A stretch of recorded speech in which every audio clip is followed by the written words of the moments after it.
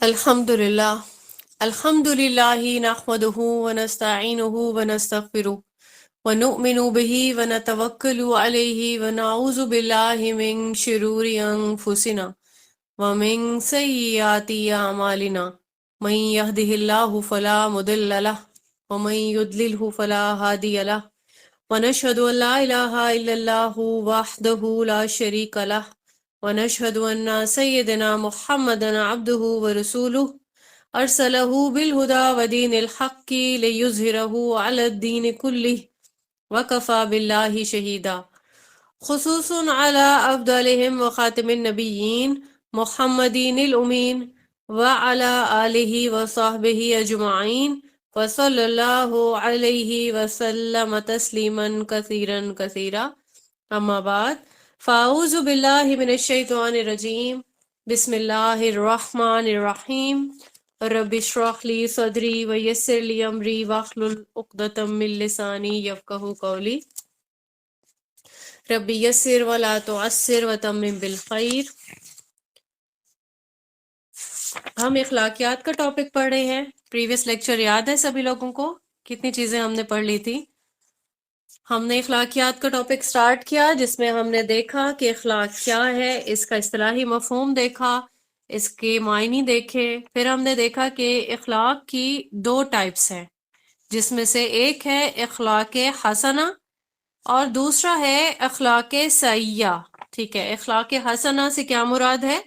ٹھیک ہے، جو انسان ایمان رکھے گا، اچھے افعال کو، اچھے اعمال کو وہ خود بھی کرے گا اور دوسروں کو بھی پروموٹ کرے گا. ٹھیک ہے، اس کو ہم کہہ سکتے ہیں اخلاق فاضلہ بھی کہہ سکتے ہیں. اس کے بعد ہم نے جو دوسری ٹائپ ہے اخلاق سیئہ کہتے ہیں جس کو، ٹھیک ہے، اس کی میننگ ہے کہ برے اخلاق، کوئی بھی برے اقوال ہو سکتے ہیں، کوئی بھی افعال ہو سکتے ہیں. ٹھیک ہے، تو ایسا انسان جو کہ ایسے اخلاق کا مالک ہو تو وہ بہت مشقت کے بغیر ہی آسانی سے ایسی چیزیں کر لیتا ہے. اس کے مثالوں میں جھوٹ ہے، بدعہدی ہے، خیانت ہے. انشاءاللہ ان کو بھی ڈیٹیل سے پڑھیں گے. تو ابھی جب ہم نے ٹاپک جو ہم نے سٹارٹ کیا تھا وہ تھا اخلاق حسنہ. ہم نے ایک چیز دیکھی تھی پریویس لیکچر میں کہ انسان کے اخلاق میں تبدیلی آ سکتی ہے. ٹھیک ہے، اور اس کی ایک بہت واضح ریزن یہ بھی ہے کہ اللہ پاک نے انسان کو بدلنے کے لیے، ٹھیک ہے، اچھائیوں کے اثرات کو قبول کرنے کے لیے ہی ہماری تربیت کا انتظام کیا. کیسے ہمارے لیے انبیاء کرام بھیجے، دنیا میں آئے، ٹھیک ہے، انہوں نے ہدایت کا انتظام کیا، اہتمام کیا، اللہ تعالیٰ کی توحید کا کلمہ بلند کیا. اس کے علاوہ جو ہے ہماری تعلیم و تربیت کا بھی پراپر انتظام کیا. کیسے ہم نے اپنے جو ہے اٹھنا بیٹھنا، ہمارا واعظ و نصیحت ہے، یہ ساری چیزیں جو ہے یہ ساری انبیاء کرام کی ہی کوششوں سے کامیاب ہوئی ہے یہ سب چیزیں. اور پھر رسول اللہ صلی اللہ علیہ وآلہ وسلم ایک یوں سمجھے کہ اخلاقیات کا جو ایک موضوع ہے، ایک جو پرسنالٹی ہے ان کی، وہ سٹیمپ ہے. ان سے بڑھ کے کسی کی چیزیں اور کسی کے افعال، کسی کے اعمال جو ہیں وہ بہتر ہو ہی نہیں سکتے ہیں. تو اس سے یہ چیز ظاہر ہوتی ہے کہ انسان کی جو اخلاق ہیں ان میں تبدیلی ہو سکتی ہے. ہم نے پریویس لیکچر میں دیکھا کہ اخلاق حسنہ میں کون کون سی چیزیں انکلوڈڈ ہیں. ہم نے اس میں تقوی دیکھا، پہلے نمبر پہ آتا ہے انسان جو پرہیزگار ہوگا، بچے گا گناہوں سے، اللہ کا ڈر رکھتا ہوگا. ٹھیک ہے، تو متقی جو انسان ہے انشاءاللہ وہ درجہ پا لیتا ہے جنت تک پہنچنے کا. ایک واضح جو ہے ایک راستہ وہ تقوی کے ذریعے سے پاسبل ہو سکتا ہے. پھر ہم نے سچائی کے بارے میں دیکھا. ٹھیک ہے، کوئی بھی کنڈیشن ہو سچائی کا دامن نہیں چھوڑنا چاہیے، کیونکہ اللہ پاک بھی سچے لوگوں کو پسند فرماتے ہیں. پھر ہم نے عہد کے بارے میں دیکھا. ہم بچپن سے ایک حدیث پڑھتے آ رہے ہیں، وہ سبھی لوگوں کو یاد ہوتی ہے کہ منافق کی 3 نشانیاں ہیں. ٹھیک ہے، اس میں سے کیا کیا نشانی ہے؟ جھوٹ والی تھی، جو مطلب سچ بولے گا تو سچائی کا پیکر ہونا چاہیے، لیکن منافق کیا کرے گا؟ جھوٹ بولے گا. ٹھیک ہے، اسی طریقے سے عہد بھی وہ کرے گا تو پورا نہیں کرے گا. ٹھیک ہے، اور ایک تیسری نشانی ہے جو 4 نمبر پہ ہم نے پڑھی، امانت. امانت دار جو انسان ہے، ٹھیک ہے، خصلتیں ہم نے دیکھی کہ رسول اللہ صلی اللہ علیہ وآلہ وسلم نے امانت والی جو ایک خصلت ہے اس کو پسند فرمایا کہ جس میں یہ خوبی ہونی چاہیے. ٹھیک ہے، کہ وہ امانت دار ہو انسان. تو ہم نے قرآن و حدیث کی روشنی میں یہ ٹاپک بھی کور کیا. اس کے بعد ہم نے حیا دیکھی. ٹھیک ہے، حیا جو ہے یہ پیغمبروں کی بھی سنت ہے، اسلام کی یہ پہچان ہے، ایمان کا حصہ ہے اور ایمان کی شاخوں میں سے ایک شاخ ہے. ٹھیک ہے، تو یہ چیز ہم نے پڑھی ہے. پھر اس کے بعد ہم نے صبر دیکھا ہے. ٹھیک ہے، صبر جو ہے وہ آل دا ٹائم انسان کو کرنا ہے. کس انسان کو؟ جو مومن ہے. تو چاہے اچھا وقت ہے، چاہے مصیبت ہے، برا وقت آ گیا، آزمائش آ گئی، صبر کا دامن مومن جو ہے وہ کبھی بھی نہیں چھوڑتا ہے۔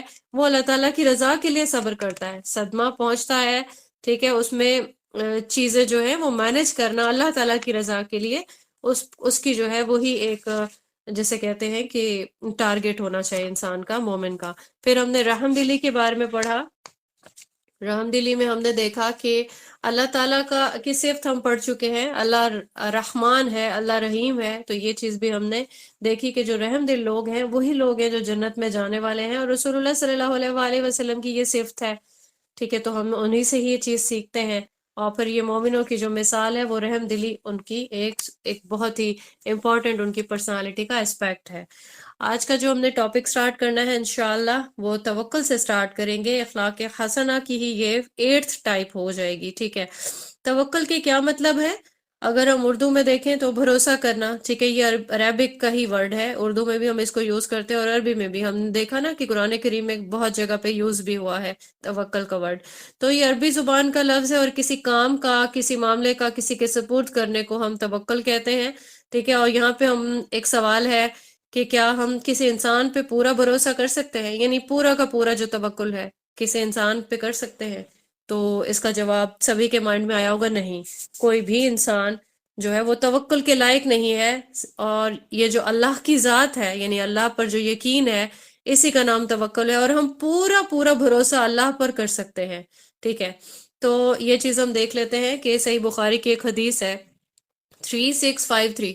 اس حدیث میں یہ واقعہ ہے کہ جب سیدنا ابو بکر رضی اللہ تعالیٰ عنہ رسول اللہ صلی اللہ علیہ وآلہ وسلم کے ساتھ غار ثور میں یہ چھپے ہوئے تھے اور پھر مشرکین جو ہے وہ ڈھونڈ رہے تھے، ٹھیک ہے۔ تو یہاں پہ سچویشن ایسی تھی کہ اگر کوئی مشرکین کے کوئی آدمی اگر وہ اپنے قدموں والی سائڈ پہ نظر ڈال لیتا تو یہ جہاں پہ رسول اللہ صلی اللہ علیہ وآلہ وسلم اور سیدنا ابو بکر چھپے ہوئے تھے تو یقیناً ان کو نظر آ جاتے دونوں، ٹھیک ہے۔ لیکن مشرکین کی آنکھوں پر پردہ ڈال دیا، اور ریزن کیا تھی؟ کیونکہ رسول اللہ صلی اللہ علیہ وآلہ وسلم کا بہت زیادہ توکل یہی تھا کہ ہم جو ہے اللہ تعالیٰ ہمارے ساتھ تیسرا، ٹھیک ہے، اللہ تعالیٰ ہے، صحیح ہے، تو یہ جو ہے ہمارا کچھ بگاڑ نہیں سکتے ہیں۔ تو یہ جو ہے توکل کا ایک بہت لیول ہے ایک کہ جس پہ ہم دیکھتے ہیں کہ واقعتاً مشرکین جو ہے وہ نہیں ڈھونڈ پائے تھے رسول اللہ صلی اللہ علیہ وآلہ وسلم کو اور سیدنا ابو بکر کو۔ اب یہاں پہ ہم دیکھتے ہیں کہ ایمان والے جو ہیں وہ اللہ پر ہی توکل کرتے ہیں۔ سورہ توبہ کی آیت نمبر 51 سے ہمیں یہ چیز پتہ چلتی ہے۔ آپ کہہ دیں کہ ہمیں ہرگز کو کچھ نقصان نہیں پہنچے گا مگر جو اللہ نے ہمارے لیے لکھ دیا ہے۔ یہاں پر نقصان کا ورڈ نہیں ہے، یعنی کہ کچھ نہیں پہنچے گا۔ اب کچھ نہیں پہنچے گا سے مراد ہے کہ نہ کوئی فائدہ نہ کوئی نقصان، ٹھیک ہے۔ تو جو چیز لکھی ہوئی ہے وہی پہنچے گی، کیونکہ آیت کے اگلے جو حصہ ہے اس کی ٹرانسلیشن ہے وہ ہمارا مالک ہے اور لازم ہے کہ اللہ تعالیٰ ہی پر ایمان رکھنے والے توکل کریں، صحیح ہے۔ جو اللہ پر ایمان لاتا ہے وہ توکل کرتا ہے، اور پھر یہ کہ اللہ تعالیٰ توکل کرنے والوں کے لیے اللہ تعالیٰ ہی کافی ہوتا ہے۔ یہ چیز ہم نے سورہ طلاق کی آیت نمبر 3 میں دیکھی، اور جو اللہ تعالیٰ پر توکل کرتا ہے تو وہی اس کو کافی ہے۔ بلا شبہ اللہ تعالیٰ اپنا کام پورا کر کے رہنے والا ہے، یقیناً اللہ تعالیٰ نے ہر چیز کے لیے ایک تقدیر مقرر کر رکھی ہے۔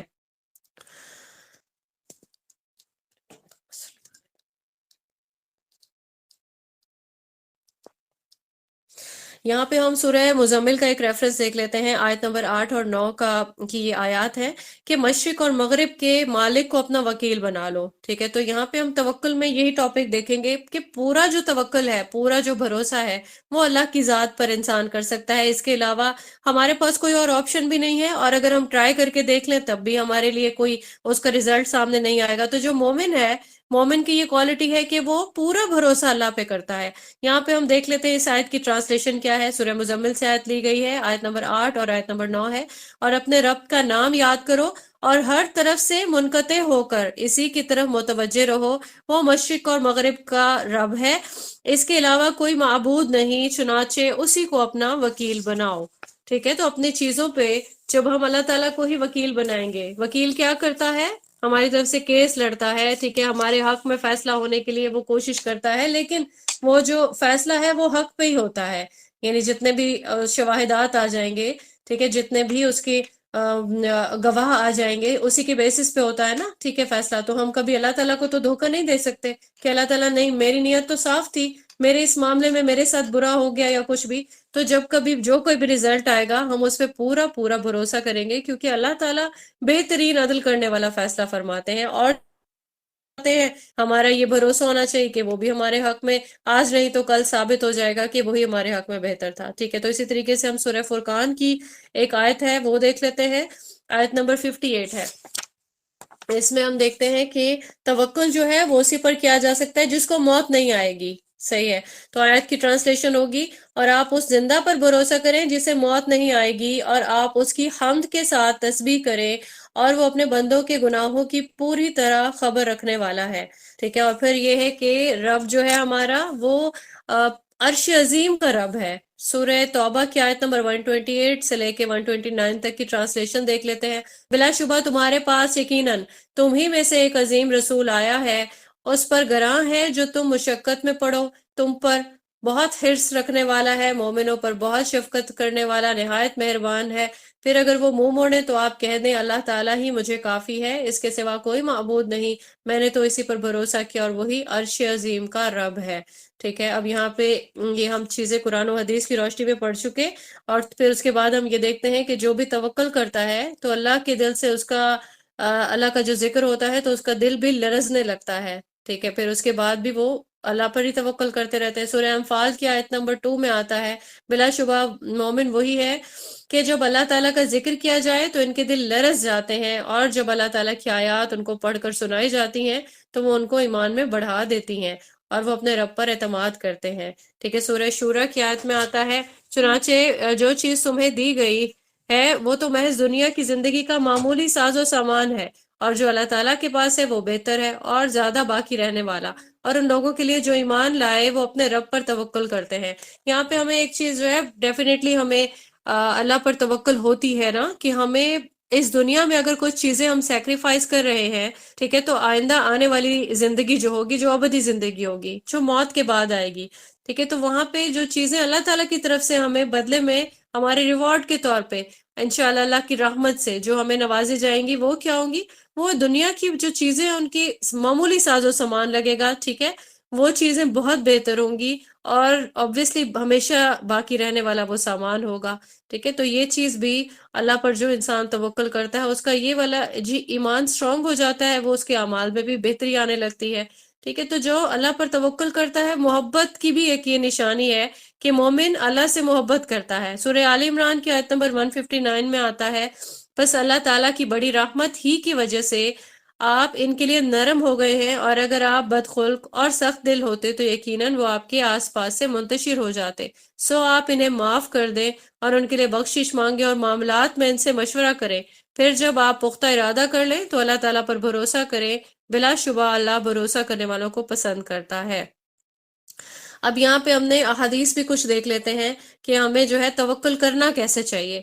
یہاں ایک جامع ترمذی کی حدیث شیئر ہوگی انشاءاللہ آپ سے 2344 کہ توکل جو ہے، میں اس کا مفہوم بیان کروں گی۔ توکل اس طرح سے کرنی چاہیے، یعنی توکل کرنے کا حق یہ ہے رسول اللہ صلی اللہ علیہ وآلہ وسلم کے اکارڈنگ کہ جیسے چڑیوں کو رزق دیا جاتا ہے، اب وہ صبح خالی پیٹ جو ہے وہ گھونسلوں سے نکلتے ہیں اور شام کو سیر ہو کر لوٹتی ہیں، ٹھیک ہے۔ تو یہ انسان کا جو مثال ہے، انسان بھی اسے لے سکتا ہے کہ یہ ایک کرائٹیریا جو ہے توکل کا وہ یہ ہونا چاہیے۔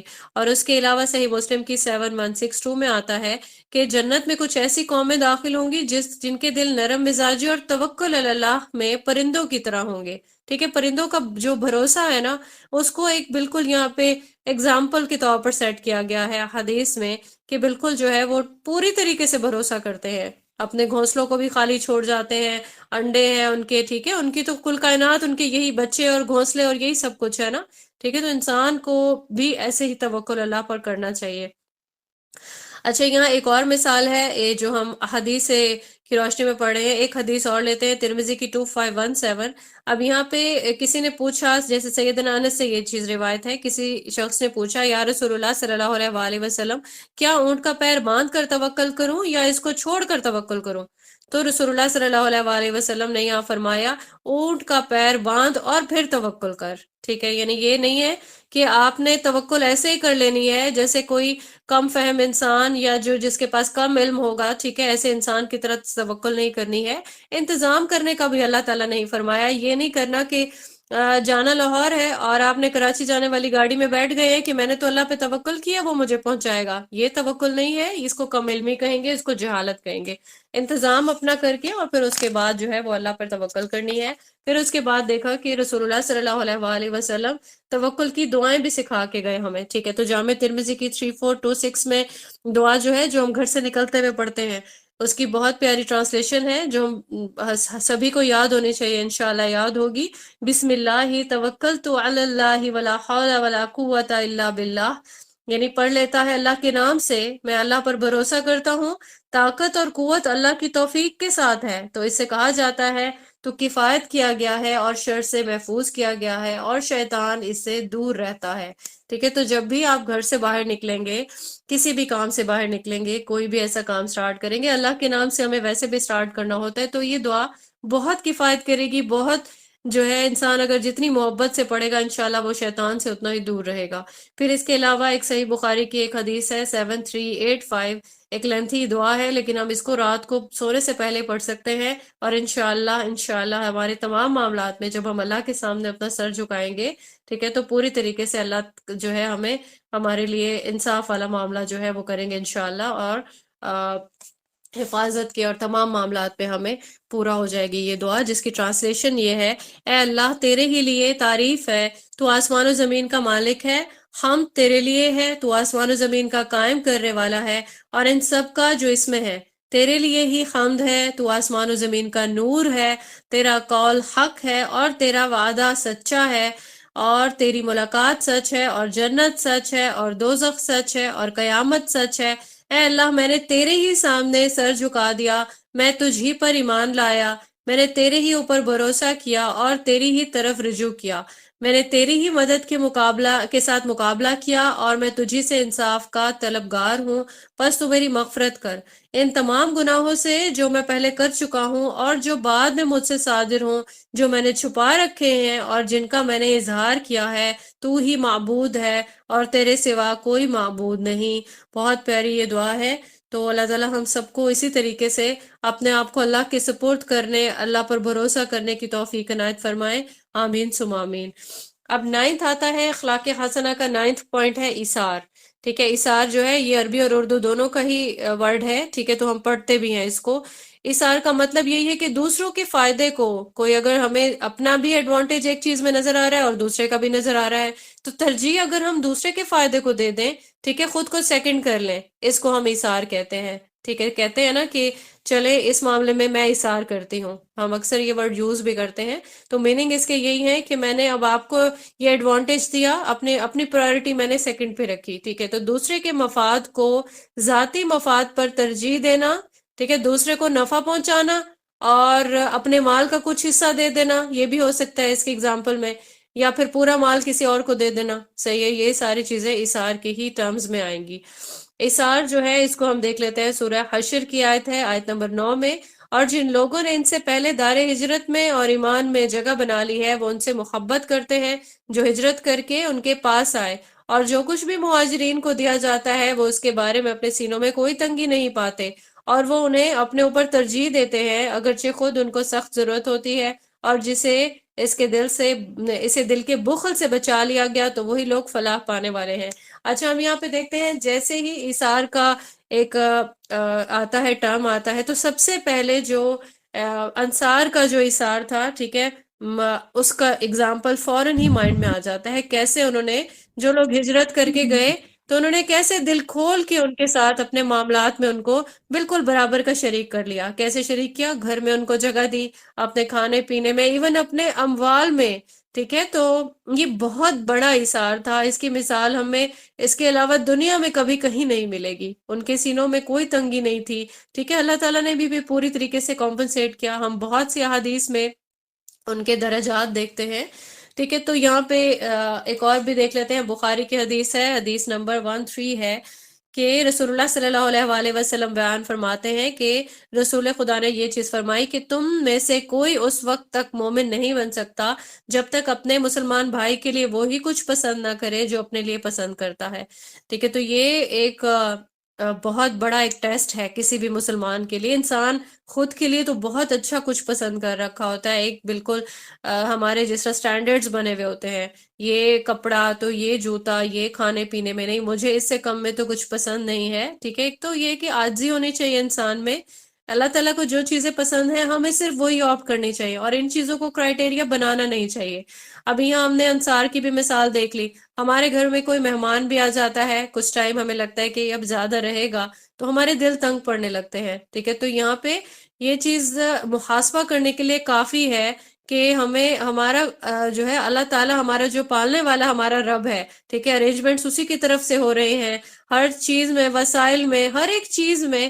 اللہ تعالیٰ کی رحمت نہ ہو تو ہم کیا ہیں، کچھ جمع کرنے والے، کچھ بھی خرچ کرنے والے. ہم لوگوں کا تو کوئی ویٹیج ہی نہیں ہے نا. ٹھیک ہے، اگر ہم اپنے لیے اپنا محاسبہ کر لیں تو یہاں پہ یہ چیز دیکھنی چاہیے کہ اللہ کو کیا پسند ہے، اور ہم اگر ایثار کریں گے، ہم مہمان نوازی کریں گے اور یہ ساری چیزیں، تو اس سے ہمیں خود کو ہی فائدہ ہو رہا ہوگا. ٹھیک ہے، کسی اور کو نہیں ہو رہا ہوگا.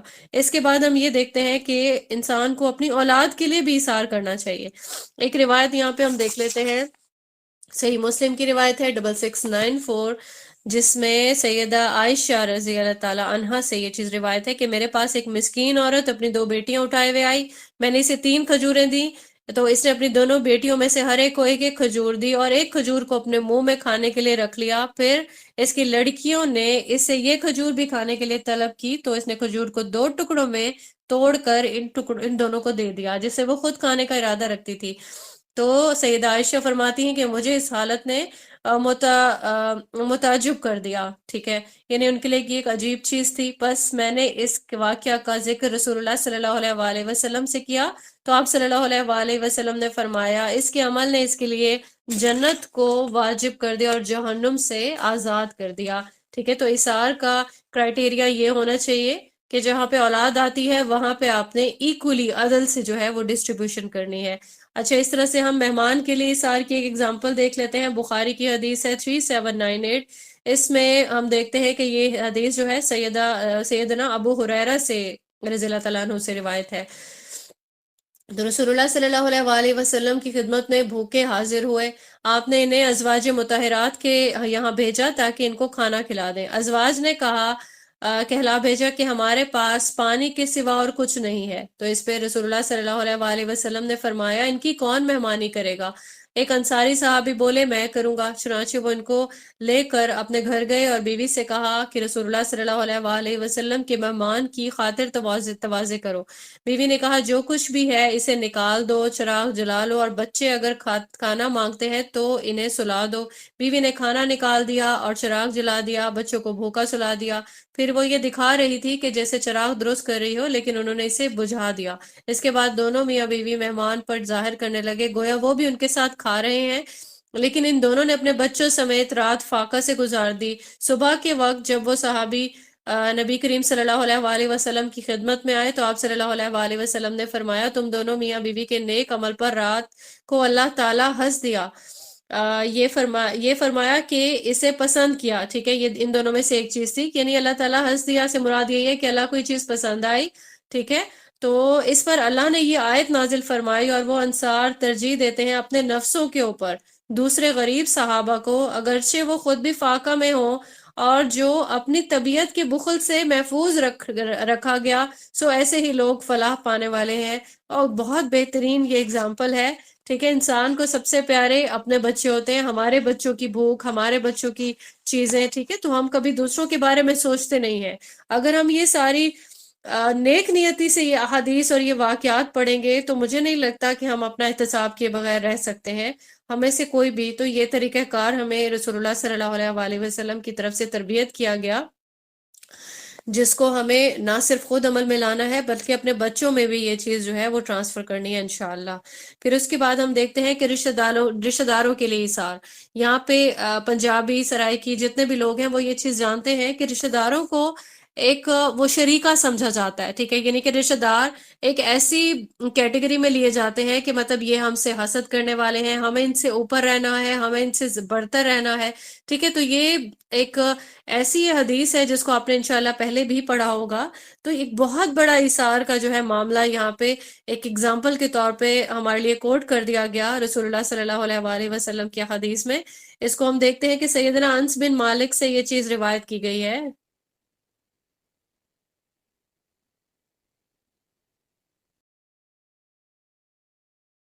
پسند انہیں بیرہا کا باغ تھا، ٹھیک ہے، یہ باغ مسجد نبوی کے بالکل سامنے تھا، اور رسول اللہ صلی اللہ علیہ وآلہ وسلم اس میں تشریف لے جایا کرتے، اس کا میٹھا پانی پیا کرتے۔ پھر اس کے بعد جب اثار کی آیت جو ہے وہ نازل ہوئی کہ تم نیکی کو اس وقت تک نہیں پا سکتے جب تک تم اپنی پیاری سے پیاری چیز خرچ نہ کرو۔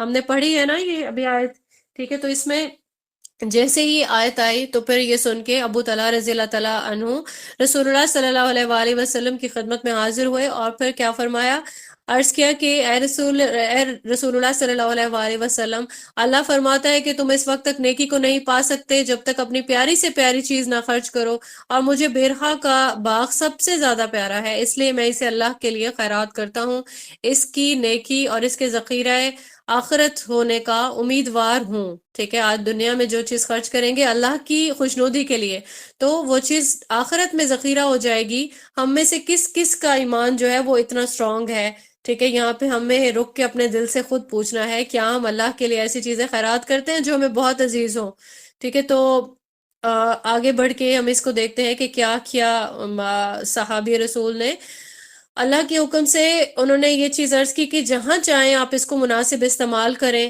ٹھیک ہے، یعنی اثار کرنا چاہتے تھے اپنے باغ کو۔ پھر راوی نے یہ چیز بیان کی کہ یہ سن کے رسول اللہ صلی اللہ علیہ وآلہ وسلم نے فرمایا، خوب، یہ تو بڑا ہی آمدنی کا مال ہے، یہ تو بہت ہی نفع بخش ہے۔ اب یہ نفع بخش دنیاوی نہیں ہو رہا، ٹھیک ہے، آخرت کی بات ہو رہی ہے۔ اس کے بعد فرمایا، اور جو بات تم نے کہی وہ میں نے سن لی، اور میں مناسب سمجھتا ہوں کہ تم اسے اپنے نزدیک کے رشتہ داروں کو دے ڈالو۔ ابو طلحہ نے رضی اللہ تعالیٰ عنہ نے کہا، یا رسول اللہ صلی اللہ علیہ وآلہ وسلم، میں ایسا ہی کروں گا۔ چنانچہ انہوں نے اسے اپنے رشتہ داروں اور چچا کے لڑکوں کو دے دیا، ٹھیک ہے۔ یہ ایسا رشتہ ہے، یعنی جو چچا والا اور مطلب جو بھی قریبی آپ کے رشتہ دار ہوتے ہیں، ٹھیک ہے، تو یہ ایسا رشتہ ہے جس میں ہمیشہ ایک کمپٹیشن چلتا رہتا ہے، اور ایک مطلب فضا قائم رہتی ہے۔ تو یہاں پہ دیکھیں انہوں نے اس کو ایگزامپل کو سیٹ کر دیا، جب بھی آپ اپنے اموال میں سے کچھ بھی ایسا چیز اثار کریں گے تو obviously آپ ان کو اپنے لیول پہ لے آئیں گے نا، اور مال و دولت تو سبھی کو بہت عزیز ہوتا ہے، بہت بہترین یہ چیز جو ہے، یہ حدیث ہمارے لیے مثال ہے۔ پھر اس کے بعد ساتھیوں کے لیے جو ہے ایثار کے معاملے میں ہم دیکھیں گے، صحیح مسلم کی ایک حدیث ہے 6408، اس میں رسول اللہ صلی اللہ علیہ وآلہ وسلم نے ارشاد فرمایا، یہ سیدنا ابو موسیٰ اشعری رضی اللہ تعالیٰ عنہ سے یہ روایت ہے، ٹھیک ہے، انہوں نے یہ فرمایا، ارشاد فرمایا اللہ کے رسول صلی اللہ علیہ وآلہ وسلم نے کہ بے شک اشعری حضرات جب جہاد میں محتاج ہوتے ہیں یا مدینہ میں ان کے اہل و عیال کے لیے کھانا کم پڑ جاتا ہے تو اپنے پاس موجود سب کچھ ایک کپڑے میں جمع کر لیتے ہیں، پھر اسے آپس میں ایک برتن سے برابر تقسیم کر لیتے ہیں، وہ مجھ سے ہیں اور میں ان سے ہوں۔ اتنا بڑا یہ کمپلیمنٹ ہے، ٹھیک ہے، کس کی بیسس پہ؟ ایثار کی بیسس پہ رسول اللہ صلی اللہ علیہ وآلہ وسلم نے یہ چیز پسند فرمائی۔ پھر اس کے بعد ہم دیکھتے ہیں کہ دوستوں کے لیے اگر کوئی ایثار کرے گا تو اس کی بھی ہمیں ایک حدیث ملتی ہے، بخاری کی حدیث ہے 6036، اس میں ہم دیکھتے ہیں کہ سیدنا سہل بن سعد رضی اللہ تعالیٰ عنہ نے یہ بیان کیا کہ ایک خاتون نبی کریم صلی اللہ علیہ وآلہ وسلم کی خدمت میں بردہ لے کر آئیں، پھر سیدنا سہل رضی اللہ تعالیٰ عنہ نے موجودہ لوگوں سے کہا کہ کیا تمہیں معلوم ہے کہ بردہ کیا چیز ہے؟ انہوں نے کہا بردہ جو ہے وہ شملہ کو کہتے ہیں، ٹھیک ہے، کہ لنگی جس میں حاشیہ بنا ہوتا ہے۔ تو خاتون نے عرض کیا، رسول اللہ صلی اللہ علیہ وآلہ وسلم، یہ میں آپ کے پہننے کے لیے لائی ہوں۔ تو رسول اللہ صلی اللہ علیہ وآلہ وسلم نے وہ تحفہ قبول کر لیا، اس وقت آپ کو اس کی ضرورت بھی تھی، پھر آپ نے پہن لیا۔ صحابہ میں سے ایک صحابی عبد الرحمن بن عوف رضی اللہ تعالیٰ عنہ نے رسول اللہ صلی اللہ علیہ وآلہ وسلم کے بدن پہ وہ لنگی دیکھی تو عرض کیا، یا رسول اللہ صلی اللہ علیہ وآلہ وسلم، یہ بہت عمدہ ہے، آپ مجھے اس کو عنایت فرما دیجئے۔ تو رسول اللہ صلی اللہ علیہ وآلہ وسلم نے عنایت فرما دیا، اور پھر رسول اللہ صلی اللہ علیہ وآلہ وسلم جب اٹھ کر تشریف لے گئے تو وہ اندر جا کر لنگی بدل کر تہہ کر کے عبد الرحمن کو بھیج دی۔ تو لوگوں نے ان کو ملامت کیا کہ آپ نے یہ مانگ کے اچھا نہیں کیا. اگر آپ نے دیکھ لیا تھا کہ رسول اللہ صلی اللہ علیہ وآلہ وسلم نے اسے قبول کیا، ٹھیک ہے، تو گویا آپ کو اس کی ضرورت تھی، اس کے باوجود بھی آپ نے ان سے مانگ لیا. تو یہ جی جو ہے حالانکہ تمہیں معلوم ہے کہ رسول اللہ صلی اللہ علیہ وآلہ وسلم سے جب بھی کوئی چیز مانگی جاتی ہے تو آپ انکار نہیں کرتے. مطلب جتنے بھی لوگ تھے وہاں پہ بیٹھے ہوئے، انہوں نے یہ چیز توجیہ پیش کی. تو صحابی نے عرض کیا کہ میں تو صرف اس کی برکت کا امیدوار ہوں کہ نبی کریم صلی اللہ علیہ وآلہ وسلم اسے پہن چکے تھے. میری غرض یہ تھی کہ میں اس لنگی میں کفن دیا جاؤں گا. ٹھیک ہے، تو یہاں پہ ہمیں آپ صلی اللہ علیہ وآلہ وسلم سے ایک اور چیز مثال ملتی ہے ایثار کے معاملے میں. ہمارا یہ ٹاپک ایثار کا یہاں پہ کمپلیٹ ہوتا ہے. اگلا ہم ٹاپک انشاءاللہ دیکھیں گے احسان کا. احسان کے معاملے میں ہم نے حدیث بھی دیکھی ہیں، تو یہاں پہ ہم اس کے لغوی معنی دیکھ لیتے ہیں. ہم اسے نیکی کہتے ہیں، اچھا سلوک کہہ سکتے ہیں، مہربانی کہہ سکتے ہیں، خیر کہتے ہیں. ٹھیک ہے، عربک میں ہم اس کو عمدہ، خوبصورت، ٹھیک ہے، تزکیہ بھی اسی کے میننگ میں ہی آتا ہے کہ ایسا عمل کہ جس میں ناپسندیدگی کا یا کراہت کا کوئی امکان نہ ہو. ہم نے صحیح بخاری کی حدیث ہے، حدیث نمبر 50، اس میں ہم نے اسلام، ایمان اور احسان جو ہے ان کی ڈیفینیشنز کو بہت اچھے سے انڈرسٹینڈ کیا کہ احسان یہ ہے. رسول اللہ صلی اللہ علیہ وآلہ وسلم نے فرمایا کہ تم اللہ کی عبادت اس طرح سے کرو گویا تم اسے دیکھ رہے ہو. اگرچہ یہ درجہ تم اختیار نہ کر سکو تو پھر یہ ایٹ لیسٹ سمجھ لو کہ وہ تم کو دیکھ رہا ہے. ٹھیک ہے، یہ لیول 2 بتائے گئے ہیں، جس میں سے پہلا لیول آپٹ کرنا اگر تو ٹف ہے، تو دوسرا لیول آپٹ کرنا سبھی کے اختیار میں ہے. انسان اپنے آپ کو اللہ تعالیٰ کی قید میں آل دا ٹائم فیل کر سکتا ہے، یعنی اللہ تعالیٰ کی نظر میں ہے وہ. اللہ مجھے دیکھ رہا ہے، میں کیا کر رہی ہوں، میں کس طرح کے اعمال میں جو ہے وہ انوالوڈ ہوں. ٹھیک ہے، تو آل دا ٹائم ہم اللہ تعالیٰ کی نظر کو فیل کر سکتے ہیں، اور یہ درجہ احسان کا ہے. ایسا درجہ کون سا مومن جو ہے وہ اختیار کر سکتا ہے؟ جو کوشش کرتا ہے. تقوی کا وہ لیول ہے، اللہ کا ڈر ہے اس کے دل میں، وہ اس کے کسی عمل سے جو ہے اللہ تعالیٰ کی ناراضگی کا کوئی امکان نہیں ہے. وہ گناہ کبیرہ سے دور ہے، وہ گناہ صغیرہ سے دور ہے. ٹھیک ہے، وہ احسان کے درجے پہ ہی انشاءاللہ پہنچ جائے گا. اب یہاں پہ ہم دیکھتے ہیں سورہ نساء کی ایک آیت ہے، آیت نمبر 125 ہے. اور دین میں اس سے اچھا کون ہے جس نے اپنا چہرہ اللہ کے سپرد کر دیا اور وہ نیکی کرنے والا ہو، اور اس نے ابراہیم کی ملت کی پیروی کی جو ایک اللہ کی طرف ہو جانے والا تھا، اور ابراہیم کو اللہ تعالیٰ نے خاص دوست بنا لیا. حضرت ابراہیم کا جو ایک ٹائٹل ہے وہ خلیل اللہ کیوں تھا؟ بہت زیادہ ٹیسٹ کیا تھا اللہ تعالیٰ نے ان کو. ٹھیک ہے، تو یہاں پہ آل دا ٹائم ہم دیکھتے ہیں کہ ہمارے درود پاک میں بھی حضرت ابراہیم کی ایک وہ ملتی ہے، ٹھیک ہے، مثال ملتی ہے. اور جب بھی کبھی یہ والے درجات کی بات ہو رہی ہوتی ہے، نیکی کرنے کی بات ہو رہی ہوتی ہے، تو کبھی بھی ایسا نہیں ہوتا کہ حضرت ابراہیم خلیل اللہ جو ہے ان کی مثال کوٹ نہ کی جائے. تو انہوں نے پوری طریقے سے سپردگی کے حوالے سے اللہ تعالیٰ کے حوالے کر دیا تھا حضرت ابراہیم علیہ السلام نے. اور پھر اس کے بعد ہم دیکھ لیتے ہیں ایک اور ریفرنس ہے سورہ قصص کا. اس میں ہم دیکھتے ہیں کہ اللہ تعالیٰ نے احسان کرنے کا حکم دیا ہے مومن کو، اور جو کہ کچھ اللہ تعالیٰ نے تمہیں دیا ہے اس سے آخرت کا گھر تلاش کرو، اور دنیا میں سے اپنا حصہ مت بھلاؤ، اور احسان کرو جیسے کہ اللہ تعالیٰ نے تمہارے ساتھ احسان کیا ہے، اور زمین میں فساد تلاش نہ کرو. یقیناً اللہ تعالیٰ فساد کرنے والوں سے محبت نہیں رکھ کرتا. ٹھیک ہے، تو یہاں پہ ہم یہ بھی دیکھ لیتے ہیں کہ اگر احسان کوئی کرتا ہے، ٹھیک ہے، یعنی کہ احسان اگر ہم بھلائی والی ٹرمز میں دیکھیں گے تو اس کا یہی مطلب ہے کہ وہ اپنے آپ پہ ہی احسان کر رہا ہے. یہ چیز ہمیں سورہ اسراء میں، جس کو سورہ بنی اسرائیل بھی کہتے ہیں، آیت نمبر 7 میں ہم دیکھتے ہیں اگر تم نے بھلائی کی تو تم نے اپنے آپ کے لیے بھلائی کی، اور اگر تم نے برائی کی تو وہ بھی ان کے لیے ہے. صحیح قرآن کریم میں یہ چیز کوٹ کر دی گئی ہے، اور ہمیں یہ چیز بہت اچھے سے آئیڈیا ہوتا ہے. کوئی بھلائی کرتا بھی ہے نیک نیتی سے، اگر کوئی بھلائی کرتا ہے تو فائدہ تو اس کا اپنا ہی ہے. ٹھیک ہے، برائی کے معاملے میں بھی سیم یہی پیٹرن رہتا ہے. احسان کرنے سے ہمیں ملتا کیا ہے؟ ہم یہ سورہ لقمان کی آیت نمبر 1 سے لے کے 3 تک کی آیات میں دیکھتے ہیں کہ یہ کمال حکمت والی کتاب کی آیات ہیں، نیکی کرنے والوں کے لیے ہدایت اور رحمت ہے. سورہ لقمان کی آیت 22 میں آتا ہے، اور جو شخص اپنے آپ کو اللہ تعالیٰ کے سپورٹ کر دے اور وہ ہو بھی نیک، تو یقیناً وہ ایک مضبوط سہارا تھام چکا، اور سارے کاموں کا انجام اللہ تعالیٰ ہی کی طرف سے ہے. ٹھیک ہے، اور پھر ہم نے یہ دیکھا کہ اللہ تعالیٰ کا ساتھ بھی ملے گا احسان کرنے والوں کو، نیکی کرنے والوں کو. یہ چیز ہمیں سورہ نحل کی آیت نمبر 128 میں پتہ چلتی ہے. اس کے بعد سورہ عنکبوت کی 69 میں بھی ہمیں یہ چیز پتہ چلتی ہے کہ اللہ تعالیٰ نیک لوگوں کے ساتھ ہے.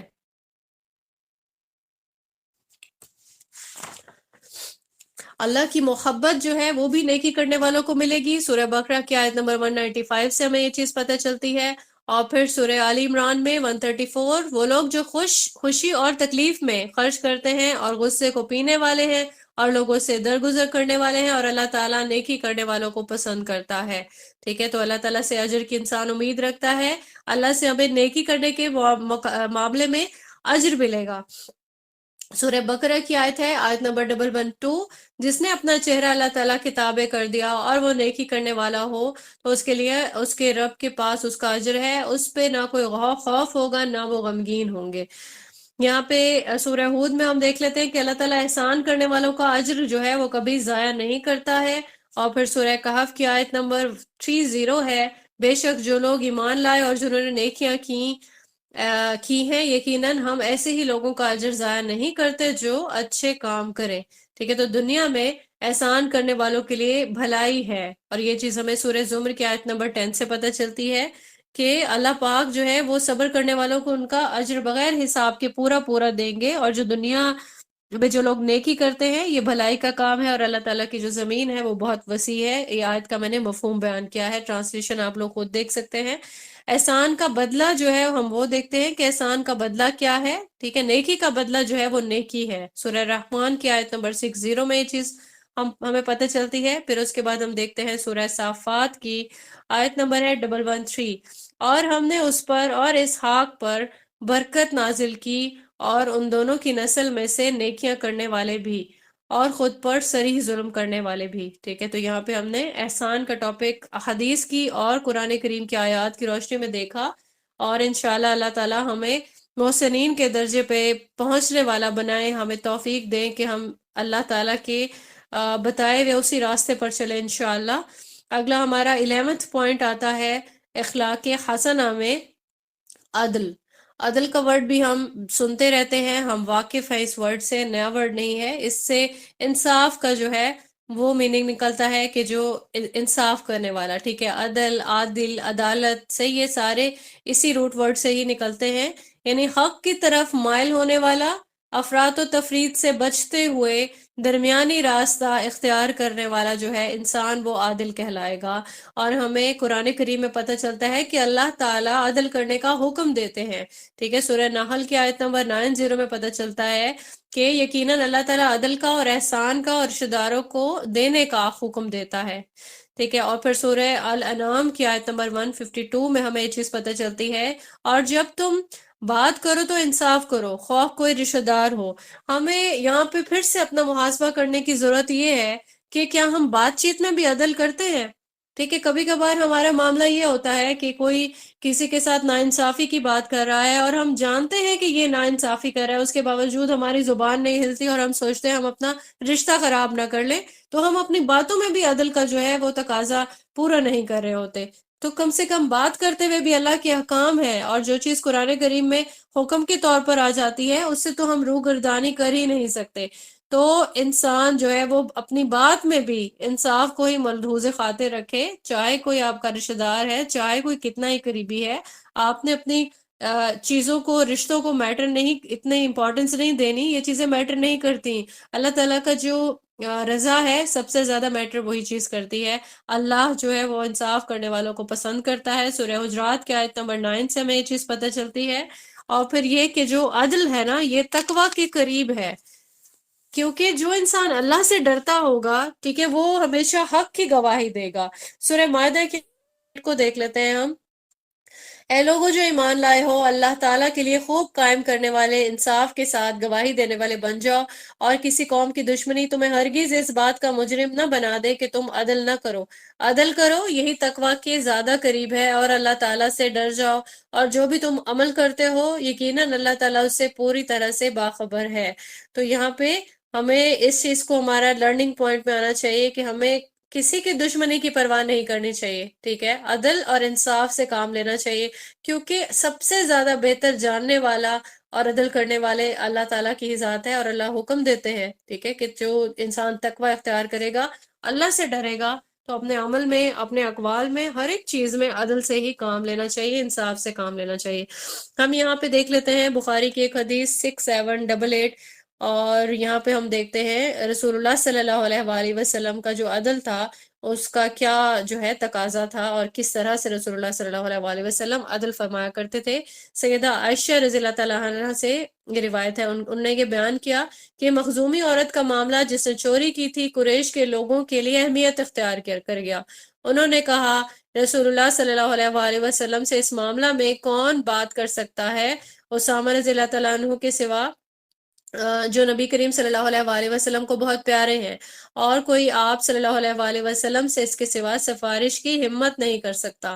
چنانچہ اسامہ رضی اللہ تعالیٰ عنہ نے رسول اللہ صلی اللہ علیہ وآلہ وسلم سے بات کی۔ رسول اللہ صلی اللہ علیہ وآلہ وسلم نے فرمایا کیا تم اللہ کی حدود کے بارے میں سفارش کرنے آئے ہو؟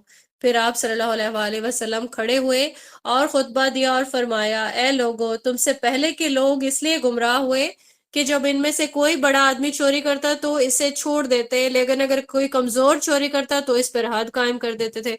اللہ کی قسم، اگر فاطمہ بنت محمد صلی اللہ علیہ وآلہ وسلم نے بھی چوری کی ہوتی تو محمد صلی اللہ علیہ وآلہ وسلم اس کا ہاتھ ضرور کاٹ ڈالتے۔ تو جو عدل و انصاف کا جو کرائٹیریا ہے وہ یہاں پہ پورا ہوتا ہے کہ اللہ کی حدود کی جہاں پہ بات آئے وہاں پہ سفارش نہیں چلتی، ٹھیک ہے۔ تو نہ تو ہمارے انڈیویجول لیول پہ اس چیز پہ امپلیمنٹ ہو رہا ہے، ٹھیک ہے، ہم لوگ ہمیشہ رتبے کو امپورٹنس دیتے ہیں، کبھی ہمارے لیے کوئی چیز امپورٹنٹ ہو جاتی ہے اللہ کی حدود کو چھوڑ کر، صحیح ہے، نہ ہمیں اجتماعی طور پر، نہ ہی ہم معاشرتی ہماری سوسائٹی میں دیکھ لیں تو کہیں بھی یہ چیز جو ہے اس پیٹرن کو فالو نہیں کیا جا رہا، بہت ہی افسوس کے ساتھ۔ اللہ تعالیٰ ہم سب کو عدل و انصاف کا یہ جو ایک پہلو ہے اس پہ عمل کرنے کی توفیق عنایت فرمائے، انفرادی طور پر، اجتماعی طور پر، اور ملکی سطح پر بھی۔ آل دا جو ایک باؤنڈری لائن ہے، ٹھیک ہے، وہ اللہ تعالیٰ کی ہی ایک لائنز ہیں، ان کو ہم لوگ کراس کرنے والے کبھی نہیں بنے، آمین ثم آمین، نہ ہی ان کا ساتھ دینے والے۔ یہاں پہ ہم نے سائی کی ایک حدیث ہے 5381، اس میں دیکھ لیتے ہیں کہ رسول اللہ صلی اللہ علیہ وآلہ وسلم نے فرمایا کہ انصاف کرنے والے اللہ کے نزدیک نور کے منبر پہ ہوں گے، اور جو اپنے فیصلہ جات، اہل و عیال اور جو ان کی حکمرانی میں ہوں ان میں انصاف کرتے ہیں۔ تو ہمیں یہاں پہ دیکھا کہ انڈیویجول لیول پہ بھی یہ چیز بہت امپورٹنٹ ہے کہ انصاف ہی کا تقاضا ہے۔ انصاف کرنے والے کو اللہ تعالیٰ کے عرش کے سایہ تلے جگہ ملے گی، یہ چیز ہم بخاری کی حدیث ہے 1423 میں دیکھ لیتے ہیں، اور یہاں پہ 7 طرح کے آدمی بیان کیے گئے جن کو اللہ تعالیٰ اپنے عرش کے سائے میں جگہ دیں گے، ٹھیک ہے، قیامت کے دن۔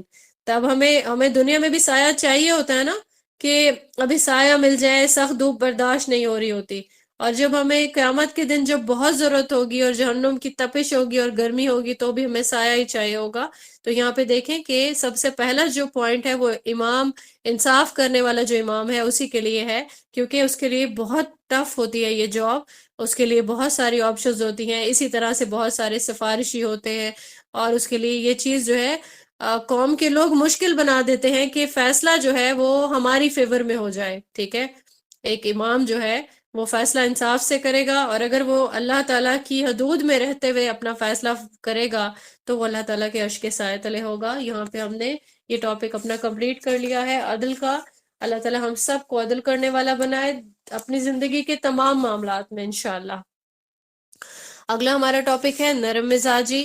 نرم مزاجی کے بارے میں ہم جانتے ہیں کہ نرمی سے بات کرنا، ٹھیک ہے، سہل طریقے سے پیش آنا، اب کلام کرنے والے کا کلام ایسا نہ ہو کہ جس میں سختی ہو، ٹھیک ہے، تکبر نہ ہو، اس میں فحش کلامی نہیں ہو، ٹھیک ہے، تو ایسی چیزیں نرم مزاجی میں آتے ہیں۔ اور ایک اور چیز بھی ہے کہ جو سختی سے بات کرتا ہے اس کا کلام پسند بھی نہیں آ رہا ہوتا، تبھی تو نرم مزاجی کو اللہ تعالیٰ نے پسند فرمایا۔ سخت کلام کرنے والا جو ہے اس کا کلام دل پہ اثر بھی نہیں ڈالتا ہے، ٹھیک ہے، تو انسان خائف ہو جاتا ہے کہ بہت زیادہ سختی یا کوئی تکبر یا کوئی ایسی چیز جب بھی آپ کسی کے کلام سے فیل ہو رہی ہو، اللہ تعالیٰ سے دعا کرنی چاہیے انسان کو، اللہ پاک نرم مزاجی والا ہی بنائے انشاءاللہ۔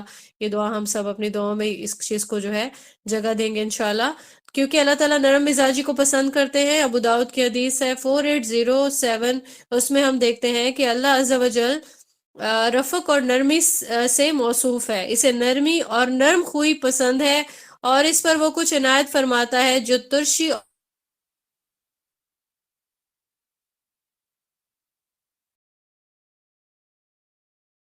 جو صرف پسند ہے ہم اس کو آپٹ کر سکتے ہیں، اپنے لہجوں میں، اپنے معاملات میں ہم نرمی اختیار کر سکتے ہیں۔ تو ہم یہاں پہ ایک اور حدیث، ہم رسول اللہ صلی اللہ علیہ وآلہ وسلم کی جو نرم مزاجی ہے اس کے لیے ہم ایک آیت دیکھتے ہیں، سورہ آل عمران کی آیت ہے 159۔ پس اللہ تعالیٰ کی بڑی رحمت ہی کی وجہ سے آپ ان کے لیے نرم ہو گئے ہیں، اور اگر آپ بدخلق اور سخت دل ہوتے تو یقیناً وہ آپ کے آس پاس سے منتشر ہو جاتے، سو آپ انہیں معاف کر دیں اور ان کے لیے بخشش مانگیں اور معاملات میں ان سے مشورہ کریں، پھر جب آپ پختہ ارادہ کر لیں تو اللہ تعالیٰ پر بھروسہ کریں، بلا شبہ اللہ پاک بھروسہ کرنے والوں سے محبت کرتا ہے۔ اس آیت سے ہم نے نرم مزاجی کے بارے میں بھی دیکھ لیا، ٹھیک ہے، بدخلقی کی ایک ناپسندیدگی بھی دیکھ لی، اس سے پھر کیا ہوتا ہے، کوئی بھی اگر داعی ہے اس کے پاس جو ہے لوگ اس کے آس پاس سے منتشر ہو جائیں گے، صحیح ہو گیا۔ اور ایک اور چیز پھر ہم نے بھروسے کے بارے میں دیکھ لی۔ تو اللہ تعالیٰ کی جو آیات ہیں اور قرآن کریم میں ہم دیکھتے ہیں کہ کس طریقے سے ایک آیت سے کئی چیزیں جو ہیں وہ استدلال ان کا لیا جاتا ہے۔ پھر اس کے بعد ہم دیکھتے ہیں ابو داؤد کی ایک حدیث ہے 4774، اس میں ہم نے ایک روایت دیکھ لیتے ہیں سیدنا انس رضی اللہ تعالیٰ عنہ سے۔ انہوں نے روایت کی کہ میں نے رسول اللہ صلی اللہ علیہ وآلہ وسلم کی مدینہ منورہ میں 10 سال تک خدمت کی، جبکہ میں ایک نوخیز لڑکا تھا۔ میرے سب کام اس معیار کے نہیں ہوتے تھے جیسے میرے حبیب صلی اللہ علیہ وآلہ وسلم کی خواہش ہوتی تھی، اس کے باوجود آپ صلی اللہ علیہ وآلہ وسلم نے مجھے کبھی اف تک نہیں کہا، اور نہ یوں کہا کہ تو نے یہ کیوں کیا اور اس طرح کیوں نہیں کیا۔ تو یہاں پہ رک کے اگین ہمیں اپنا محاسبہ کرنا ہے کہ ہم بھی اپنی میٹس کے ساتھ کیا ایسے ہی پیش آتے ہیں کہ ان کی غلطیوں کو ہم اگنور کریں یا انہیں محبت سے سمجھا دیں، ٹھیک ہے، انہیں آف کرنے کی بجائے پیار سے انہیں کنوے کر دیں، یا کبھی ایسا ہو کہ ان کی کسی غلطی پہ ہم پوائنٹ آؤٹ کیے بغیر خاموشی اختیار کر لیں، ٹھیک ہے۔ تو آپ صلی اللہ علیہ وآلہ وسلم نے تو ہمیں یہ نہیں سکھایا جس طریقے سے ہم لوگوں کا مزاج اور رویہ بن گیا، ٹھیک ہے۔ تو انسان کو نرم مزاج بننے کے لیے یہ چیزیں کافی ہیں جو احادیث سے ہم تک اللہ پاک نے پہنچا دی۔ تو دعوت دینے والے جو ہم سبھی لوگ ہیں، انشاءاللہ جتنے بھی لوگ ہماری جماعت کا حصہ ہیں، الحمدللہ ہماری ٹیم اس میں جو ہے وہ پورا اپنا رول پلے کر چکی ہے۔ اب جتنے بھی اسٹوڈنٹس ہیں ان کے لیے بھی میری یہ دعا ہے کہ سبھی لوگ دعوت دینے والوں میں شامل ہو جائیں، ٹھیک ہے، اپنے اپنے لیول پہ جو جتنا کر سکتا ہے، کیونکہ یہ ہمارے دین کا ایک حصہ ہے۔ تو یہاں پہ ہم دیکھتے ہیں کہ کسی داعی کی جو کوالٹی ہے وہ بھی نرم مزاجی والی ہونی چاہیے، کہ اگر نرمی سے ہی وہ اپنے کام کا سٹارٹ نہیں لے گا، وہ صبر نہیں کرے گا، ٹھیک ہے، تو وہ اپنے کام کو کیسے جو ہے وہ آگے بڑھا پائے گا۔ یہاں پہ ہم دیکھ لیتے ہیں سورہ طٰہٰ کی آیت ہے، آیت نمبر 43 سے لے کے 44 تک کی آیات۔ یہاں پہ بھی جو ہے وہ اللہ پاک نے جب حضرت موسیٰ علیہ السلام کو بھیجا کہ فرعون کے دربار میں جاؤ، میں یہ مفہوم بیان کر رہی ہوں، آیت کی ٹرانسلیشن آپ خود دیکھ سکتے ہیں۔ تو یہاں پہ اللہ تعالیٰ کا یہ فرمان تھا حضرت موسیٰ کو کہ آپ نے جو ہے ان سے نرمی سے پیش آنا ہے، ان سے نرم بات کرو، شاید کہ وہ نصیحت قبول کرے یا ڈر جائے، ٹھیک ہے۔ تو جو نرمی ہے یہ وہ کسی بھی دعوت دینے والے کے لیے ایک بہت امپورٹنٹ جو ہے وہ کوالٹی ہے اس کی۔ اس کے بعد صحیح مسلم کی ایک حدیث دیکھ لیتے ہیں 4525، جس میں سیدنا ابو موسیٰ اشعری سے یہ چیز روایت کی گئی ہے حدیث۔ وہ فرماتے ہیں کہ رسول اللہ صلی اللہ علیہ وآلہ وسلم جب اپنے صحابہ رضی اللہ تعالیٰ عنہ میں سے کسی کو کام کے لیے بھیجتے تو آپ صلی اللہ علیہ وآلہ وسلم فرماتے کہ لوگوں کو بشارت سناؤ اور متنفر نہ کرو، اور لوگوں سے آسانی والا معاملہ کرو اور تنگی والا معاملہ نہ کرو، ٹھیک ہے۔ تو یہ بھی ہمیں کوئی بھی دعوت دینے والا جو ہوگا، ٹھیک ہے، اس کے لیے یہ بھی ایک بہت امپورٹنٹ اسپیکٹ ہے کہ پہلے جو ہے بشارت والی بات ہی کرنی ہے، اور جب خاص طور پر جب کوئی انیشیلی اس پہ احکامات اس کے لیے اگر مشکل لگ رہے ہیں تو گریجولی لانا پڑتا ہے، ٹھیک ہے؟ تو بشارت سناؤ، متنفر نہ کرو، پہلے ہی کوئی ایسا اپنے جو ہے احکام میں سے کوئی ایسی چیز کنوے کر دی کہ وہ پہلے ہی ڈر جائے، ٹھیک ہے؟ آسانی والا معاملہ پہلے کرنا ہے، تنگی والا جو معاملہ ہے، اور تنگی ہمیں جب ہم اللہ سے محبت کرنے لگتے ہیں تو کوئی بھی جو احکام ہے وہ تنگی والا معاملہ لگتے بھی نہیں ہے، صحیح ہے؟ تو نرمی جو ہے انسان نے وہ اپنے اوپر، مومن نے لازم کر لینی ہے، کیونکہ جس چیز میں بھی نرمی ہوتی ہے، نرمی باعث زینت بنا دیتی ہے اس چیز کو۔ یہ چیز ہمیں صحیح مسلم کی 6602 میں پتہ چلتی ہے۔ پھر اس کے بعد سورہ بنی اسرائیل میں پتہ چلتی ہے آیت نمبر 28 میں کہ وہ بات کہو جس میں آسانی ہو۔ قرآن کریم کا دیکھیں اسلوب، یہاں سے ہمیں نرم مزاجی کا جو ہے وہ پتہ چلتا ہے۔ پھر سورہ شورہ کی آیت ہے 215 کہ آپ مومنوں میں سے جو آپ کے پیچھے چلے ان کے لیے اپنے بازو جھکائے رکھیں، ٹھیک ہے؟ بازو جھکانا یہ بھی نرمی میں آتا ہے۔ اور پھر اس کے بعد ہم بخاری کی ایک حدیث ہے 6024 جس میں ایک بہت بہترین مثال ہے کہ رسول اللہ صلی اللہ علیہ وآلہ وسلم کیسے نرمی اختیار کرتے تھے ایسی باتوں پہ بھی جن پہ انسان کو غصہ آ سکتا ہے، کیونکہ اللہ تعالیٰ نے معاملات میں نرم مزاجی کو اللہ تعالیٰ نے پسند فرمایا ہے۔ اب یہاں پہ ہم اس روایت کو دیکھ لیتے ہیں کہ کچھ یہودی جو ہیں وہ رسول اللہ صلی اللہ علیہ وآلہ وسلم کے پاس آئے اور انہوں نے سلام کیسے کیا؟ السلام علیکم، ٹھیک ہے؟ اس کی میننگ بنتے ہیں کہ تمہیں موت آئے۔ اب سیدہ عائشہ ساتھ میں تھیں، انہوں نے وہ سنا تو فوراً وہ اس کو انڈرسٹینڈ کر گئی، ان کو برا لگا ہوگا، ٹھیک ہے، کہ کوئی جو ہے وہ اس طرح سلامتی بھیجنے کی بجائے وہ موت کا جو ہے وہ آپ کو جو ہے کلام کر رہا ہے، ٹھیک ہے؟ تو انہوں نے میں نے ان کا جواب دیا کہ وعلیکم السلام ولعنت، ٹھیک ہے؟ یعنی تمہیں آئے جو کچھ بھی تم نے کہا، موت بھی اور لعنت ہو۔ تو رسول اللہ صلی اللہ علیہ وآلہ وسلم نے انہیں روکا، اے عائشہ تمام معاملات میں نرمی اور ملائمت کو اللہ پسند کرتا ہے، ٹھیک ہے؟ میں نے عرض کیا یا رسول اللہ صلی اللہ علیہ وآلہ وسلم کیا آپ نے سنا نہیں کہ انہوں نے کیا کہا؟ تو رسول اللہ صلی اللہ علیہ وآلہ وسلم نے فرمایا کہ میں نے اس کا جواب دے دیا تھا وعلیکم اور تمہیں بھی، ٹھیک ہے؟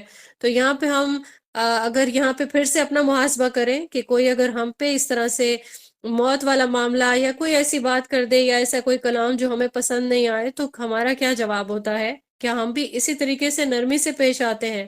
ٹھیک ہے؟ تو جو بھی معاملات ہیں ہمیں اپنے معاملات میں رسول اللہ صلی اللہ علیہ وآلہ وسلم کو فالو کرنا ہے، ٹھیک ہے؟ تو نرم مزاجی سے کوئی بری بات کا بھی جواب جو ہے وہ ہم دے سکتے ہیں، اور اس کے لیے طریقہ کار وہی اختیار کرنا چاہیے جو آپ صلی اللہ علیہ وآلہ وسلم نے ہمیں سکھایا۔ اور پھر ہم یہ چیز سیکھتے ہیں سورہ حامیم سجدہ کی آیت نمبر 34 سے بھی، ٹھیک ہے؟ سورہ فصلت اس کا دوسرا نام ہے، کہ کوئی برائی اگر کرتا ہے تو برائی کے جواب میں بھی نرم مزاجی اختیار کرنی چاہیے، اور اس کا فائدہ کیا ہوتا ہے؟ آیت کا مفہوم یہی ہے کہ جب آپ اچھا ہی پیش آتے رہو تو ایک دن آپ برے کی برائی مٹا سکتے ہو، ٹھیک ہے؟ وہ اپنی دشمنی کو بھول جائے گا، ایسا ہو جائے گا جیسے کہ وہ آپ کا دلی دوست ہے۔ اور پھر اس کے بعد ہم ترمذی کی حدیث دیکھ لیتے ہیں کہ نرم مزاجی اختیار کرنے والے کے لیے اس کے لیے آگ حرام ہو جاتی ہے۔ رسول اللہ صلی اللہ علیہ وآلہ وسلم نے اس چیز کے بارے میں فرمایا کہ میں تمہیں خبر نہ دوں تم کو کہ کون آگ پر حرام ہے، ٹھیک ہے؟ اور کس پر آگ حرام ہے، یعنی کہ دوزخ کی۔ تو ہر قریب السکینہ، وقار، نرم مزاج اور آسانی کرنے والے کے لیے، ٹھیک ہے؟ تو یہ چیز ہمیں اس حدیث سے بھی سیکھنے کو ملتی ہے کہ نرمی و اختیار کرنے والے پر آگ حرام ہو جاتی ہے۔ پھر اس کے بعد ہے نرمی سے محروم ہر بھلائی سے محروم ہے۔ بہت یہ پیاری حدیث لگتی ہے مجھے، یہ ہمیں ملتی ہے ابو داؤد کی 4809 پہ، جس میں رسول اللہ صلی اللہ علیہ وآلہ وسلم نے یہ فرمایا کہ جو شخص نرم خوئی سے محروم ہوا وہ سب بلائیوں سے محروم ہو گیا۔ یعنی یہ اتنی بڑی کوالٹی ہے جو ہر ایک کوالٹی پہ حاوی ہو جاتی ہے، ٹھیک ہے؟ تو اس کو ہم نے لائٹ نہیں لے سکتے ہیں کہ نرم مزاجی یا ہمارا تو لہجہ ہی ایسا ہے اور ہم اس چیز کو اگنور کر دیں۔ تو ایک سخت لہجے والا انسان بھی اگر نرمی سے بات کرے گا تو وہ بھلی لگے گی۔ اور یہاں پہ ہمارا نرم مزاجی کا جو ٹاپک ہے وہ کمپلیٹ ہوتا ہے۔ اگلا ہمارا ٹاپک ہے سخاوت۔ صحیح، سخاوت سے بھی ہم واقف ہیں، ہم جانتے ہیں، ہم سخی کا ورڈ بھی یوز کرتے ہیں، سخی سے نکلا ہے یہ ورڈ۔ اب اس سے ہم یہ چیز جو ہے انڈرسٹینڈ کرتے ہیں کہ کوئی اگر دل کھول کے خرچ کرے ہم اس کو کہتے ہیں یہ سخی ہے، ٹھیک ہے؟ یا مخیر اس کو کہا جا سکتا ہے، یا ہم اس کے لیے کہتے ہیں کہ بہت ہی دریا دل ہے یہ انسان، ٹھیک ہے؟ یہ دنیاوی ہی ہم مثالیں دے رہے ہوتے ہیں۔ تو سخاوت بھی ایک کوالٹی ہے جو اخلاق حسنہ کا ایک پارٹ ہے۔ کہ سخاوت کے بغیر نیکی تک انسان نہیں پہنچ سکتا۔ سورہ آل عمران کی آیت نمبر 92 سے ہمیں یہ چیز پتہ چلتی ہے، کیونکہ ہم نے بہت ڈیٹیل میں یہ پڑھی تھی کہ تم نیکی کو ہرگز نیکی پوری حاصل نہیں کرو گے یہاں تک کہ تم ان چیزوں میں سے خرچ کرو جن سے تم محبت کرتے ہو۔ ٹھیک ہے، یہ ہم نے کافی بار یہ ریفرنسز کے طور پر یہ حدیث آیت لی ہے۔ ٹھیک ہے، اور اس کو ہم نے جب ہم سورہ آل عمران پڑھا تھا تو بہت اچھے سے اس کو ہم نے پڑھا تھا۔ اور پھر اس کے بعد صحیح مسلم کی ایک حدیث ہے 2308، جس میں سیدنا ابو ہریرہ رضی اللہ تعالیٰ عنہ سے یہ روایت کی گئی ہے۔ رسول اللہ صلی اللہ علیہ وآلہ وسلم نے فرمایا، اللہ تعالیٰ نے فرمایا ہے، اے آدم کے بیٹے تو خرچ کر، تجھ پہ بھی خرچ کیا جائے گا۔ یعنی خرچ کرنے سے کوئی انسان غریب نہیں ہوتا، اور خاص طور پر جو اللہ کی راہ میں خرچ کرتا ہے، ایک تو اللہ تعالیٰ اسے دنیا میں بھی کمپنسیٹ کر دیتا ہے، ٹھیک ہے، اور اس کے علاوہ آخرت کا جو ذخیرہ ہے جہاں پہ بہت زیادہ ضرورت ہوگی اس کی پھر مثال ہی نہیں کوئی۔ ہم یہاں پہ ایک حدیث دیکھ لیتے ہیں، صحیح مسلم کی حدیث ہے 6020، ٹھیک ہے، اس میں ہمیں خاص طور پر جو ہے وہ نو مسلم کا ذکر کیا گیا ہے، تو ہم اس کو بھی انشاءاللہ دیکھتے ہیں کہ کیوں اس طرح سے دیکھا گیا۔ رسول اللہ صلی اللہ علیہ وآلہ وسلم سے اسلام کے نام پر نو مسلم کی طرف سے جب کسی چیز کا سوال کیا گیا تو آپ صلی اللہ علیہ وآلہ وسلم نے وہ ضرور ہی دی، ٹھیک ہے۔ اسی طریقے سے روایت میں موجود ہے کہ آدمی نے جو ہے آپ صلی اللہ علیہ وآلہ وسلم کے پاس آیا اور اس نے 2 پہاڑوں کے درمیان جتنی بکریاں جو تھیں اسے وہ رسول اللہ صلی اللہ علیہ وآلہ وسلم سے مل گئیں۔ تو اب وہ اس ایکٹ سے اتنا زیادہ متاثر ہوا، ٹھیک ہے، اس نے اپنی قوم کے لوگوں سے کہا کہ رسول اللہ صلی اللہ علیہ وآلہ وسلم جو ہے وہ اتنا عطا کرتے ہیں کہ کوئی فاقے کا اس کو اندیشہ نہیں رہتا۔ تو قوم کے لوگوں کو اس نے اسلام کی دعوت دی کہ اسلام قبول کر لو۔ تو یہاں پہ ہم دیکھتے ہیں یہی وجہ ہے کہ جب بھی کبھی نو مسلم پہ خرچ کرنے کا جب ذکر آتا ہے تو اس میں نیت یہی ہونی چاہیے کہ آپ کو اس کی طرف سے تھوڑا سا پازیٹیو رسپانس آئے، اور پھر آپ اس پہ اسی نیت سے خرچ کریں کہ یہ اللہ کی جو کلمہ توحید ہے اس پہ یہ ایمان لے آئے گا، ٹھیک ہو گیا۔ اس کے بعد ہم دیکھتے ہیں بخاری کی ایک حدیث ہے 851، اس میں ہم رسول اللہ صلی اللہ علیہ وآلہ وسلم کی حدیث ہے یہ کہ وہ نماز جیسے ہی سلام پھیرا تو آپ صلی اللہ علیہ وآلہ وسلم کھڑے ہوئے صفوں کو چیرتے ہوئے اور پھر اپنی بیوی کے کسی حجرہ میں گئے۔ یہ واقعہ یہاں پہ موجود ہے اس حدیث میں، ٹھیک ہے۔ تو لوگ جو ہے وہ اس تیزی کی وجہ سے گھبرا گئے، اور لیکن پھر آپ صلی اللہ علیہ وآلہ وسلم بہت جلدی میں ہی تشریف لے آئے اور پھر فرمایا کہ ہمارے پاس سونے کا ایک ٹکڑا تقسیم کرنے سے بچ گیا تھا، مجھے اس میں دل لگا رہنا برا معلوم ہوا، میں نے اس کے بانٹ دینے کا حکم دے دیا، ٹھیک ہے۔ تو جو دنیا کی محبت ہے، اگر یہ سونے کا ایک ٹکڑا ہے، ٹھیک ہے، تو اس کی جو ہے فوراً تقسیم کیوں کی رسول اللہ صلی اللہ علیہ وآلہ وسلم نے؟ کیونکہ ایسا نہ ہو کہ اس کی وجہ سے ہی کوئی دنیا داری یا ان چیزوں میں یا مال سے محبت کا جو ایک ایلیمنٹ ہے وہ حاوی ہو جائے۔ تو یہ بہت بڑی ایک بہترین مثال ہے۔ اور اسی طریقے سے مال غنیمت کی ہمیں بہت ساری احادیث جو ہے وہ ملتی ہیں، یہاں پہ آپ کے ساتھ دو جو ہے وہ شیئر کی جائیں گے انشاءاللہ۔ بخاری کی 4337 ہے جس میں غزوہ حنین جو ہے اس کی مثال دی جاتی ہے کہ جب وہاں پہ 6000 قیدی جو ہے وہ مال غنیمت میں آئے، یہاں پہ 24,000 اونٹ تھے، 40 بکریاں تھی، 4,000 اوکھیا چاندی یہ حاصل ہوئی تھی مال غنیمت کے طور پہ، ٹھیک ہے۔ ابھی ہم نے پچھلی جو ہم نے لیکچر تھا اس میں دیکھا تھا مال غنیمت کی، جب ہم سورہ فتح یہ والی آیات پڑھے تھے، فتح جب ملنی تھی، ٹھیک ہے، تو اس میں ہم نے دیکھا تھا کہ کیسے اللہ تعالیٰ نے پہلے خوشخبری سنائی، ٹھیک ہے، اس کے بعد پھر فتح مکہ ہوا، پھر غزوہ حنین ہوا، ٹھیک ہے۔ تو یہ ساری چیزوں سے بہت زیادہ مال غنیمت مومنوں کو حاصل ہوا تھا۔ اب یہاں پہ رسول اللہ صلی اللہ علیہ وآلہ وسلم کی جو سخاوت ہے اس کی مثال یہ ہے کہ آپ صلی اللہ علیہ وآلہ وسلم نے ان میں سے کوئی بھی چیز خود نہیں رکھی، سب کا سب مال جو ہے وہ صحابہ کرام میں تقسیم کر دیا اور خود خالی ہاتھ واپس گھر تشریف لے گئے، ٹھیک ہے۔ اسی طریقے سے ایک بار جو ہے بحرین سے خراج کا مال جب آیا تو مسجد کے جو ایک صحن تھا مسجد کا، اس میں ان سب چیزوں کا انبار لگ گیا۔ آپ صلی اللہ علیہ وآلہ وسلم ایک نظر بھی اس طرف اٹھا کر نہیں دیکھتے، پہلے وہ نماز پڑھتے ہیں اور پھر بعد میں انبار کے پاس آ بیٹھتے ہیں اور پھر تقسیم فرماتے ہیں ساری چیزوں کو، ٹھیک ہے۔ تو جو جتنا بھی آتا جاتا وہ سارا حساب سے تقسیم کر دیتے اور پھر اس کے بعد خود جو ہے خالی دامن ہاتھ تشریف لے گئے۔ کوئی بھی انسان جو ہے اتنا ظرف نہیں رکھے گا، جہاں تک جو ہے ہم دیکھتے ہیں اپنے ارد گرد اپنے آپ کو کوئی بھی اپنا محاسبہ کرتا ہے، سب جو ہے وہ پہلے اپنا حصہ رکھنے کی کوشش یا خواہش رکھتے ہیں۔ تو رسول اللہ صلی اللہ علیہ وآلہ وسلم کی تبھی وہ ہماری ایک آئیڈیل پرسنالٹی ہے، کیونکہ وہ ان سبھی چیزوں سے بالکل جو ہے وہ آری تھے۔ دنیا کی محبت، دنیا کا مال، ان کے لیے یہ چیز امپورٹنٹ نہیں تھی۔ اسی طریقے سے مسلم کی ایک حدیث ہے 6018، یہاں پہ ہمیں یہ روایت میں ملتا ہے کہ کبھی بھی ایسا نہیں ہوا کہ رسول اللہ صلی اللہ علیہ وآلہ وسلم سے کوئی چیز مانگی گئی ہو اور آپ صلی اللہ علیہ وآلہ وسلم نے نہ فرما دیا ہو۔ ٹھیک ہے، یہاں پہ ہم ایک اور حدیث جو ہے وہ پڑھ لیتے ہیں، جس میں بخاری کی حدیث ہے 6443۔ یہاں پہ رسول اللہ صلی اللہ علیہ وآلہ وسلم ایک رات میں، جو چاندنی رات تھی، وہ تنہا ٹہل رہے تھے، اور سیدنا ابو ذر جو ہے وہ دیکھ کے، اور پھر انہوں نے سوچا کہ شاید آپ صلی اللہ علیہ وآلہ وسلم تنہائی چاہتے ہوں گے، ٹھیک ہے، تو وہ سائے میں ہو گئے تاکہ آپ صلی اللہ علیہ وآلہ وسلم دیکھے نہیں۔ پھر آپ صلی اللہ علیہ وآلہ وسلم نے ان کو دیکھ لیا اور پھر بلا لیا، ٹھیک ہے، ریزن بھی پوچھی، اپنے ساتھ لیا، تھوڑی دیر واک کی۔ حدیث کا مفہوم بیان کر رہی ہوں میں آپ کو، حدیث کے الفاظ آپ دیکھ سکتے ہیں۔ تو یہاں پہ جو میسج رسول اللہ صلی اللہ علیہ وآلہ وسلم نے دیا وہ یہ تھا کہ جو آج دولت مند ہیں وہی کل قیامت میں غریب ہوں گے، لیکن وہ شخص کے جس کو اللہ تعالیٰ نے دولت دی اور وہ اس کو دائیں بائیں آگے پیچھے پھینک دے اور اس میں نیکی کے کام کرے، ٹھیک ہے، دائیں بائیں کیسے پھینکے؟ ایسے مفہوم یہ ہے اس کا کہ نیکی کے کاموں میں اس اپنی دولت کو خرچ کر دے، ٹھیک ہے، تو وہ چیز جو ہے وہ قیامت میں بھی دولت مندی کا ہی باعث بنے گی انشاءاللہ۔ اللہ تعالیٰ ہمیں اسی طریقے سے خرچ کرنے والا، سخاوت والا بنائے، آمین ثم آمین۔ اگلا ہمارا ٹاپک ہے تواضع۔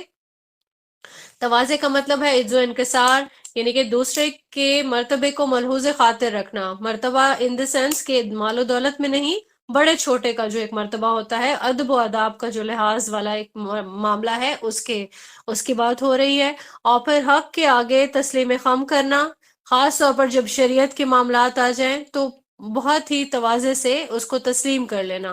تو جو اللہ کے لیے تواضع اختیار کرتا ہے، اللہ تعالیٰ اس کو بلند کر دیتے ہیں۔ یہ چیز ہمیں صحیح مسلم کی حدیث ہے 6592، اس سے یہ چیز ہمیں پتہ چلتی ہے۔ پھر اس کے بعد ہم دیکھتے ہیں کافروں کا جو حصہ ہے دنیا میں ہے، اور ایمان والوں کا جو حصہ ہے وہ آخرت میں ہے۔ یہاں پہ ہمیں ایک حدیث ہے بخاری کی 4913، اس میں ہمیں یہ لینتھی حدیث ہے، آپ اس کو ضرور پورا پڑھیے گا۔ اس میں رسول اللہ صلی اللہ علیہ وآلہ وسلم کا جو ہے معاملہ اس طرح سے بیان فرمایا گیا کہ آپ صلی اللہ علیہ وآلہ وسلم چٹائی پہ تشریف رکھے ہوئے تھے، ٹھیک ہے، اور جسم پہ جو ہے چٹائی کے نشانات بھی تھے۔ اور پھر دیکھا جب سیدنا عمر بن خطاب، انہوں نے جب دیکھا کہ یہ بالکل ہی جس طرح سے عاجزی والی ایک کیفیت ہے رسول اللہ صلی اللہ علیہ وآلہ وسلم کی، کہ کھجور کی ایک چٹائی ہے، ٹھیک ہے، تکیہ ہے تو وہ بھی ایک چمڑے سے بنا ہوا ہے، اس کے اندر بھی وہ کھجور کے ہی کچھ جو ہے وہ چیز بھری بھی ہے، ٹھیک ہے، تو اور مشکیزہ ہے جس سے وہ پانی کنزیوم کرتے تھے رسول اللہ صلی اللہ علیہ وآلہ وسلم۔ تو یہ حالت دیکھ کے حضرت عمر کو رونا آ گیا، لیکن رسول اللہ صلی اللہ علیہ وآلہ وسلم نے اس چیز کو پسند نہیں فرمایا، بلکہ ان کو عاجزی کی جو ہے ایک وہ دی، تنبیہ کرتے ہوئے فرمایا کہ انہوں نے، حضرت عمر بن خطاب نے ایک مثال دی کہ کیسر و کسرہ جو ہے وہ دنیا کے تمام آرام ان کو مل رہے ہیں، اور اللہ کے رسول ہیں آپ، اور آپ ایسی تنگ زندگی گزار رہے ہیں۔ تو یہاں پہ رسول اللہ صلی اللہ علیہ وآلہ وسلم نے فرمایا، کیا تم اس بات پر خوش نہیں ہو کہ ان کے حصہ میں دنیا ہے اور ہمارے حصے میں آخرت ہے؟ ٹھیک ہے، تو یہ چیز ہمیں یہاں پہ عاجزی اور انکساری کی اور تواضع کی ایک بہترین مثال ملتی ہے۔ پھر اس کے بعد ہم دیکھتے ہیں سورہ قصص کی آیت ہے، آیت نمبر 83، کہ آخرت کا گھر ہم نے ان لوگوں کے لیے بنایا ہے جو زمین میں نہ بڑے بننے کا ارادہ رکھتے ہیں اور نہ ہی فساد کا، اور انجام کار متقیوں کا ہی ہے۔ ٹھیک ہے، تو دنیا کا جو مال و متاع ہے اس سے محبت کرنے والا جو ہے وہ اس راستے پہ چل نہیں سکتا، ٹھیک ہے، متقیوں کا جو انجام کار ہے وہ یہی ہے۔ اب ارادہ کیا ہونا چاہیے کہ جس طرح زمین میں انسان بہت کچھ جمع کرتا ہے کہ شاید وہ بہت بڑا بن جائے، تو یہاں پہ اس چیز کی ناپسندیدگی کا اظہار جو ہے ہم آیت میں دیکھ لیا ہے۔ پھر اس کے بعد ہم صحیح بخاری کی 3445 حدیث دیکھیں گے کہ رسول اللہ صلی اللہ علیہ وآلہ وسلم کی جو تواضع کی مثال ہے وہ کیا تھی۔ آپ صلی اللہ علیہ وآلہ وسلم نے یہاں پہ خطبہ میں فرمایا منبر پہ کھڑے ہو کے کہ مجھے میرے مرتبے سے زیادہ نہ بڑھاؤ، جیسے عیسیٰ ابن مریم علیہ السلام کو نصارہ نے ان کے مرتبے سے زیادہ بڑھا دیا ہے، کہ میں اللہ کا بندہ ہوں، اور اس لیے یہی کہا کرو میرے متعلق کہ میں اللہ کا بندہ اور اس کا رسول ہوں۔ اور یہاں پہ ہم دیکھتے ہیں کہ یہاں کوئی اگر پیری مریدی کا ہی کوئی وہ ایک سلسلہ چل پڑے تو انسان جو ہے وہ تخت پہ ہی بیٹھ جاتا ہے، اور پھر وہ اپنے آپ کو سب سے زیادہ عظیم سمجھنے لگتا ہے، ٹھیک ہے۔ تو یہاں پہ ہمیں رسول اللہ صلی اللہ علیہ وآلہ وسلم کی پیروی کرنے والا جو ہے انسان جو ہے وہ کبھی بھی اس طرح سے پیش نہیں آ سکتا۔ اور پھر بخاری کی ایک حدیث 6247 میں بھی یہ چیز ہمیں پتہ چلتی ہے۔ ایک روایت میں ہمیں رسول اللہ صلی اللہ علیہ وآلہ وسلم سے یہ چیز بھی پتہ چلتی ہے کہ آپ صلی اللہ علیہ وآلہ وسلم نے فرمایا، میں ایسے ہی کھاتا ہوں جیسے بندہ کھاتا ہے، ایسے ہی بیٹھتا ہوں جیسے بندہ بیٹھتا ہے، ٹھیک ہے۔ تو سلام کرنے کا، یعنی بچوں کے پاس سے گزرتے تو انہیں سلام کر لیتے، یہ چیزیں ساری ہمیں آپ صلی اللہ علیہ وآلہ وسلم کی تواضع کی ایک مثال جو ہے وہ ملتی ہیں۔ پھر اس کے علاوہ بخاری کی ایک حدیث ہے 6039، اس میں سیدہ عائشہ سے جو ہے وہ بیان ملتا ہے کہ آپ صلی اللہ علیہ وآلہ وسلم اپنے گھر میں کیا کیا کرتے تھے، کسی نے پوچھا تو انہوں نے کیا بتایا کہ گھر کے کام کرتے تھے، نماز کا جب وقت ہو جاتا تو نماز کے لیے مسجد میں تشریف لے جاتے، ٹھیک ہے۔ تو یہ بھی ایک بہترین ایک مثال ہمیں یہاں پہ ملتی ہے۔ پھر اس کے بعد ہم دیکھتے ہیں یہاں پر کہ سورہ اسراء کی ایک آیت ہے، آیت نمبر 37، کہ جو زمین پہ اکڑ کے چلنے والوں کا جو بیان ہے، ٹھیک ہے، تو یہ چیز میں انسان کو کہیں نہیں لے جائے گی۔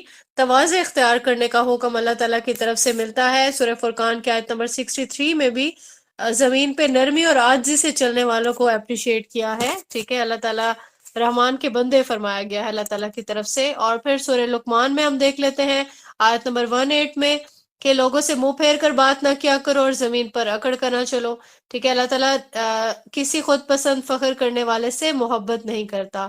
اور پھر اس کے بعد صحیح مسلم کی ایک حدیث 5303 ہے، جس کا مفہوم یہ ہے کہ انسان ایون جب کھانا کھا رہا ہوتا ہے تو کوئی لقمہ گر جائے تو زیادہ تر جو لوگ ہیں وہ اس کو ضائع کر دیتے ہیں۔ لقمہ کہیں بھی گرے، کیسی ہی جگہ ہو، گندگی وہاں سے صاف کر دی جائے، لقمہ کو صاف کر کے اسے کھا لیا جائے، ٹھیک ہے۔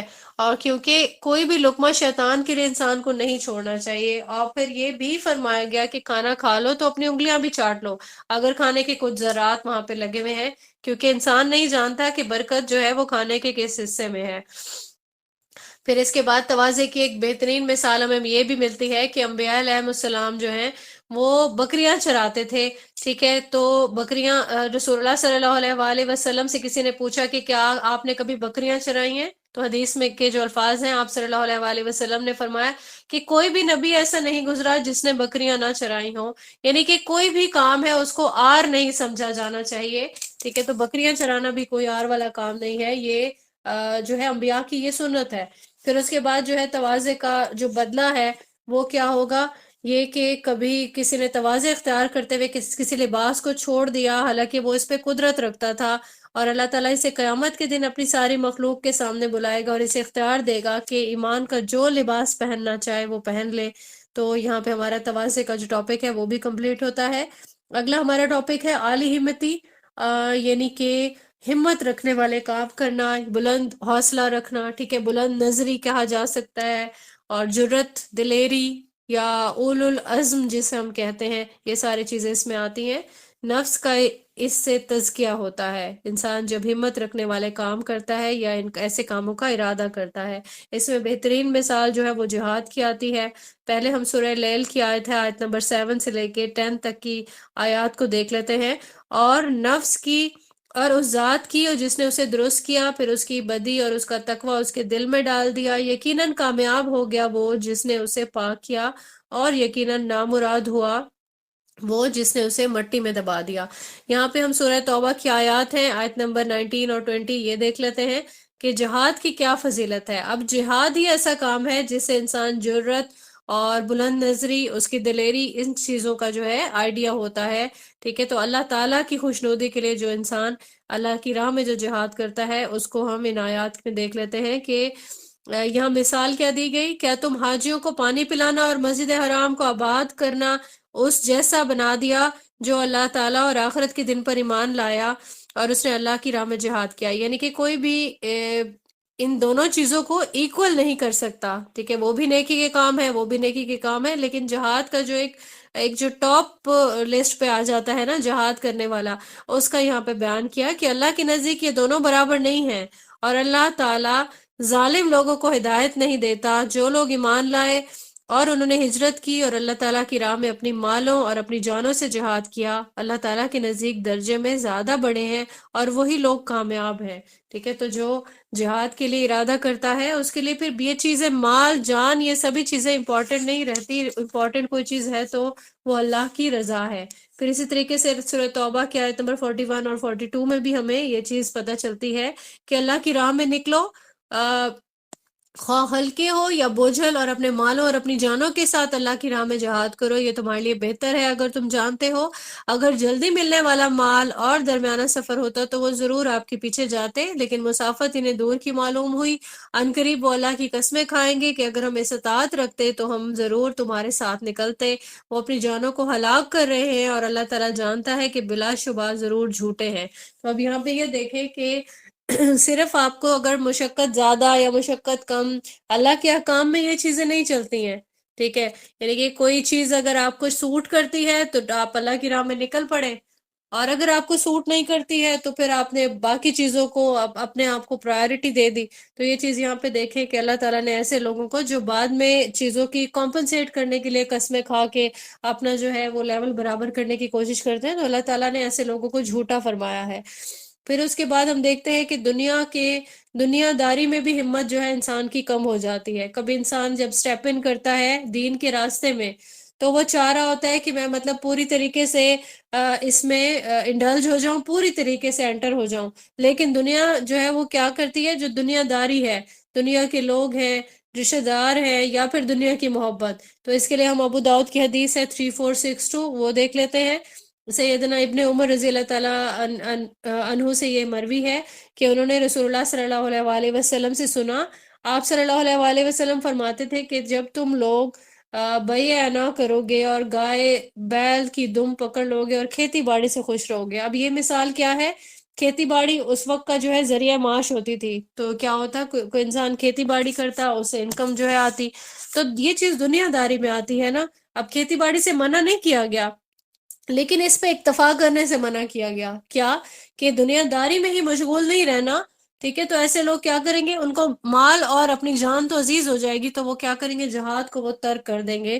تو رسول اللہ صلی اللہ علیہ وآلہ وسلم نے یہاں فرمایا اللہ تعالیٰ تم پر ذلت و رسوائی ڈال دیں گے، پھر تم لوگوں سے ذلت دور نہیں کرے گا، ٹھیک ہے، تم لوگوں سے ذلت دور نہیں کرے گا یہاں تک کہ تم اپنے دین کی جانب لوٹ آؤ۔ تو یہاں پہ جہاد کی امپورٹنس کو بہت پیارے طریقے سے بیان کیا گیا ہے۔ اور پھر اس کے بعد ایک اور ہم ریفرنس دیکھ لیتے ہیں ابو داؤد کا 4297، جس میں کیا فرمایا گیا ہے کہ عنقریب تم لوگوں پر دوسری اقوام چڑھ دوڑیں گی جس طریقے سے کھانے والے لوگ کٹورے پر آتے ہیں، ٹھیک ہے۔ تو یہاں پہ یہ دیکھیں کہ مثال کیا دی جا رہی ہے۔ ایک شخص نے یہاں پہ عرض کیا کہ ہم لوگ اس دور میں تعداد میں کم ہوں گے، آپ صلی اللہ علیہ وآلہ وسلم نے فرمایا تم لوگ اس دور میں تعداد کے اعتبار سے زیادہ ہوگے، لیکن تم لوگ ایسے ہوگے کہ جیسے دریا کے پانی پر کوڑے کرکٹ کا میل ہوتا ہے۔ اللہ تعالیٰ تم لوگوں کا رعب اور دبدبہ تمہارے دشمنوں کے دلوں سے نکال دیں گے، اور اللہ تعالیٰ تمہارے دلوں میں وہن پیدا کر دے گا۔ ایک شخص نے پوچھا کہ یہ وہن کا کیا مطلب ہے، تو آپ صلی اللہ علیہ وآلہ وسلم نے فرمایا دنیا کی محبت اور موت کا ڈر تمہارے اندر آ جائے گا، ٹھیک ہے۔ دنیا کی محبت اور موت کا ڈر، یہی انسان کی جو ہے دین کی راہ میں حائل ہو جاتی ہے، یہ دونوں چیزیں۔ تو دیکھیں کہ یہاں پہ دونوں چیزوں کو ناپسند فرمایا گیا ہے اللہ تعالیٰ کے نزدیک، اور رسول اللہ صلی اللہ علیہ وآلہ وسلم نے یہ چیز ہمارے تک پہنچا دی ہے حدیث کے ذریعے سے۔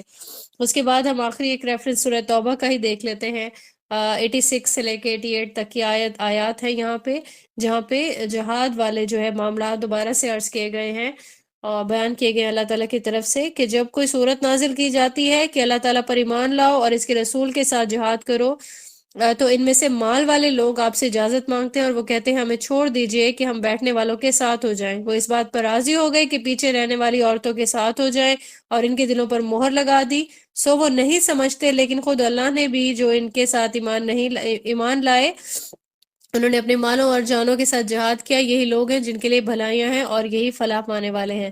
تو یہاں پہ دیکھیں کہ عورتوں کے ساتھ تشبیہ دے دی کہ جو بیٹھنے والے لوگ تھے، کیونکہ عورتیں ایگزیمپٹڈ ہوتی ہیں، ٹھیک ہے۔ تو یہاں پہ ہمیں جہاد کی امپورٹنس پتہ چلی ہے، اور عالی ہمتی اللہ تعالیٰ کی راہ میں اللہ کی خوشنودی کے لیے اچھے اور بلند حوصلے والے کام کرنا جو ہے اس کے بارے میں ہم نے پڑھا۔ اگلا ہمارا جو ٹاپک ہے وہ ہے مسکراتے ہوئے ملنا، ٹھیک ہے، جسے ہم خندہ پیشانی کہتے ہیں۔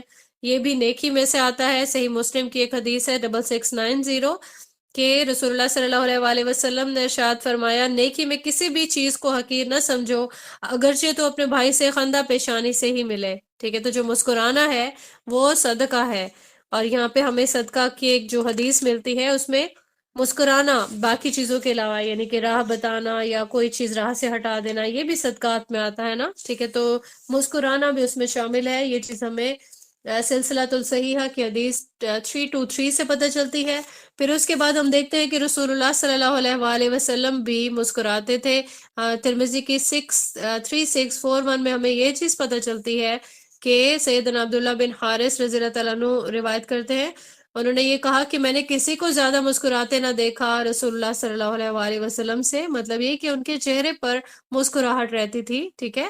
تو یہ جو ہے ہمیں بھی سیکھنا چاہیے، کیونکہ مسکرانے والا انسان جو ہے وہ شکر گزاری کر رہا ہوتا ہے، اور جو اپنے رویے سے، اپنے چہرے کے ایکسپریشن سے اپنی جو ہے ناخوشگواری ایک بیان کر رہا ہوتا ہے، تو اس کا مطلب یہ ہے کہ وہ چیزوں سے تنگ پڑ رہا ہے، اور وہ اللہ تعالیٰ نے جس حال میں اس کو رکھا وہ اس سے خوش نہیں ہے۔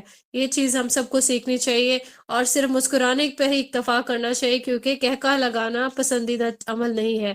بخاری کی ایک حدیث ہے 6092 جس میں رسول اللہ صلی اللہ علیہ وآلہ وسلم کے بارے میں اما عائشہ بیان کرتی ہیں کہ آپ صلی اللہ علیہ وآلہ وسلم کو انہوں نے کبھی اتنے زور سے ہنستے ہوئے نہیں دیکھا کہ آپ کا حلق دکھائی دے، بلکہ آپ صرف مسکرایا کرتے تھے، ٹھیک ہے۔ اور پھر اس کے بعد یہ چیز بھی ہمیں ملتی ہے کہ کبھی انسان کسی کو پسند نہیں کر رہا ہوتا اس کی کسی بھی عمل کی وجہ سے، لیکن اس سب چیز کو بھول کے جب انسان کسی سے ملے تو وہ خندہ پیشانی سے ملے، کیونکہ یہ رسول اللہ صلی اللہ علیہ وآلہ وسلم کی سنت سے ثابت ہے، اور آپ صلی اللہ علیہ وآلہ وسلم نے بھی ایسا ہی کیا۔ بخاری کی حدیث ہے 6032، اس کے الفاظ آپ دیکھ لیجئے کہ کیسے رسول اللہ صلی اللہ علیہ وآلہ وسلم نے کسی ایسے انسان جو کہ برا انسان تھا اس سے بھی خندہ پیشانی سے ہی ملے۔ یہاں پہ ہمارا جو اخلاق حسنہ کا ٹاپک ہے وہ کمپلیٹ ہوتا ہے الحمدللہ۔ ہم نے بہت ہی ڈیٹیل سے یہ چیزیں ہم نے پڑھی ہیں، ایک بار پھر سے ہم دیکھ لیتے ہیں کہ ہم نے اخلاقیات میں کیا کیا چیزیں پڑھی۔ ہم نے دیکھا کہ اخلاقیات میں دو اس کی ٹائپس ہیں، اخلاق حسنہ اور اخلاق سیئہ۔ اخلاق سیئہ انشاءاللہ ہم نیکسٹ لیکچر میں پڑھیں گے۔ اللہ تعالی ہمیں سب لوگوں کو برے اخلاق سے محفوظ رکھے، دور رکھے۔ اخلاق حسنہ اچھے اخلاق کو کہتے ہیں۔ یہاں پہ ہم نے اخلاق حسنہ میں ہم نے تقوی پڑھا، ٹھیک ہے، نمبر 1 پہ اللہ تعالیٰ سے ڈرنا چاہیے ہر معاملات میں، اور تقوی کا راستہ جو ہے وہی ہمیں انشاءاللہ قیامت کے دن جو ہے وہ جنت کی طرف جو ہے وہ لے جائے گا، تقوی کا راستہ، کیونکہ جہاں پہ بھی ہم اللہ تعالیٰ سے ڈرنے والا معاملہ اختیار کریں گے تو ہم ہمیشہ اچھے ہی عمل کو پروموٹ کریں گے اور عمل کریں گے انشاءاللہ۔ تو ہم نے تقوی کی دعائیں بھی دیکھی، پھر دوسرے پوائنٹ پہ ہم نے سچائی کو دیکھا، ٹھیک ہے، صدق، اور تیسرے پہ ہم نے عہد کو دیکھا، کبھی بھی عہد کرے تو اس کو پورا کرنا ہے، کیونکہ جو عہد کی پاسداری نہیں کرتا اس کا کوئی دین نہیں ہے۔ پھر اس کے بعد ہم نے امانت دیکھا، امانت میں خیانت جو ہے یہ نفاق کی علامت ہے، ہم اس چیز کو بچپن سے ہی پڑھتے آ رہے ہیں، تو جب بھی کبھی امانت کوئی آپ کے سپورٹ کرتا ہے اس کو ایز اٹ از واپس کرنا ہوتا ہے، چاہے کوئی وہ اپنی بات بھی جو ہے وہ آپ کے پاس امانت کے طور پر آپ کے ساتھ شیئر کرے، ٹھیک ہے۔ اس کے بعد ہم نے حیا کے بارے میں دیکھا، حیا جو ہے وہ پیغمبروں کی سنت ہے، ایمان کی ایک شاخ ہے۔ پھر ہم نے صبر کے بارے میں دیکھا، صبر کا دامن کبھی نہیں چھوڑنا چاہیے، کیونکہ صبر سے بڑھ کے کوئی بھی نعمت نہیں ہے۔ اللہ کی رضا کے لیے ہم نے صبر کرنا ہے، کیسے؟ ہم نے نماز سے صبر کرنا ہے، مدد لینی ہے نماز سے انشاءاللہ۔ اور پھر ہم نے یہ دیکھا کہ صدمے کے آغاز میں ہی صبر کرنا چاہیے، اپنی کسی بھی تکلیف پہ ہمیں صبر کرنا چاہیے، کیونکہ اللہ کو یہ عمل بہت پسند ہے۔ پھر ہم نے رحم دلی کے بارے میں دیکھا، ٹھیک ہے، اللہ تعالیٰ کو جو آپس میں رحم کے دلی کرتے ہیں، ٹھیک ہے، وہ لوگ اللہ تعالیٰ کو بہت پسند ہے، اور پھر جنت میں جانے والے لوگوں میں سے یہی لوگ ہیں۔ پھر آج ہم نے جو ٹاپک سٹارٹ کیا توکل کا، اللہ تعالیٰ پہ بھروسہ کرنا، اس کو ہم نے دیکھا، اور ہمارا جو توکل ہے وہ ہر معاملے میں ہونا چاہیے، ٹھیک ہے، چاہے وہ تقدیر کے معاملات ہیں، چاہے وہ ہماری زندگی کے معاملات، جو بھی معاملہ ہمیں پیش آتا ہے تو ہمیں اللہ پہ ہی توکل کرنا ہے، یہ اللہ تعالیٰ کو یہ چیز پسند ہے۔ اور پھر اس کے بعد ہم نے دیکھا ایثار، کہ اپنا جو معاملہ ہے وہ اللہ کے سپورٹ کرنا ہے، ٹھیک ہے، اور اپنے آپ کو سیکنڈ پرائرٹی پہ رکھتے ہوئے اگر کسی اور کے لیے کوئی بھی فائدہ جو ہے اس کی دوسرے کے فائدے کو ترجیح دے دیتے ہیں، اس عمل کو ایثار کہا جاتا ہے۔ قرآن و سنت کی روشنی میں ہم نے دیکھا اولاد کے لیے ایثار کہ کوئی کیسے کر سکتا ہے، حدیث سے ہمیں ثابت ہوا۔ مہمان آتا ہے ہم کیسے ایثار کر سکتے ہیں، اپنا کھانا اس کو پیش کر سکتے ہیں یا کوئی بھی چیز، ٹھیک ہے، اور اسی طریقے سے رشتہ داروں کے ساتھ ایثار کرنا ہم نے سیکھا، ہم نے اپنے ساتھیوں کے ساتھ، دوستوں کے ساتھ ایثار کرنا سیکھا۔ احسان کے بارے میں ہم نے دیکھا، ٹھیک ہے، احسان کی میننگز دیکھے، اور پھر احسان کا کرائٹیریا دیکھا، صحیح ہو گیا۔ پھر ہم نے عدل کا معاملہ دیکھا، ہر ایک معاملے میں عدل اللہ تعالیٰ کو پسند ہے، ٹھیک ہے، حق کی طرف مائل ہونا ہے انشاءاللہ، اور پھر جو ہے جو بھی ہم نے بات بھی کرنی ہے اس میں بھی ہم نے انصاف والی ہی بات کرنی ہے۔ پھر ہم نے نرم مزاجی دیکھی ہے، اللہ تعالیٰ کو نرم مزاجی بہت پسند ہے، اور کسی بھی دعوت دینے والی کی صفت میں ٹاپ پرائرٹی پہ نرم مزاجی ہونی چاہیے۔ اس کے بعد ہم نے دیکھا سخاوت، اللہ تعالیٰ کو اللہ کی راہ میں سخی یعنی کہ بالکل دریا دلی سے دل کھول کے خرچ کرنے والا انسان بہت پسند ہے، اور یہ چیز آخرت میں سٹور ہو جائے گی انشاءاللہ ریوارڈ کے طور پہ، اور وہاں پہ انسان کو بہت ضرورت ہوتی ہے سب کی۔ پھر ہم نے تواضع دیکھی، عز و انکسار، ٹھیک ہے، اللہ تعالیٰ کو یہ بھی کوالٹی بہت ہی پسند ہے۔ اچھے اخلاق کا ایک یہ بھی بہت بڑا ایک پارٹ ہے کہ حق کے آگے تسلیم خم کر دینا ہے اپنے آپ کو، شریعت کے معاملات میں انسان نے بالکل اچھے سے سرنڈر کرنا ہے۔ اور پھر ہم نے یہاں پہ تواضع کی مثالیں حدیث کی روشنی میں بھی دیکھی کہ کس طریقے سے رسول اللہ صلی اللہ علیہ وآلہ وسلم جو ہے تواضع اختیار کیا کرتے تھے۔ پھر ہم نے عالی ہمتی دیکھی جس میں جہاد بہترین مثال ہے، نفس کا انسان تزکیہ کرتا ہے، اس میں اللہ تعالیٰ کی جو مرضی ہے، اللہ کی جو رضا ہے، اس کو بالکل ٹاپ پرائرٹی پہ رکھتے ہوئے اپنی جان اپنے مال اللہ کی راہ میں انسان خرچ کر لیتا ہے۔ آخری جو اس کا پوائنٹ تھا وہ تھا خندہ پہ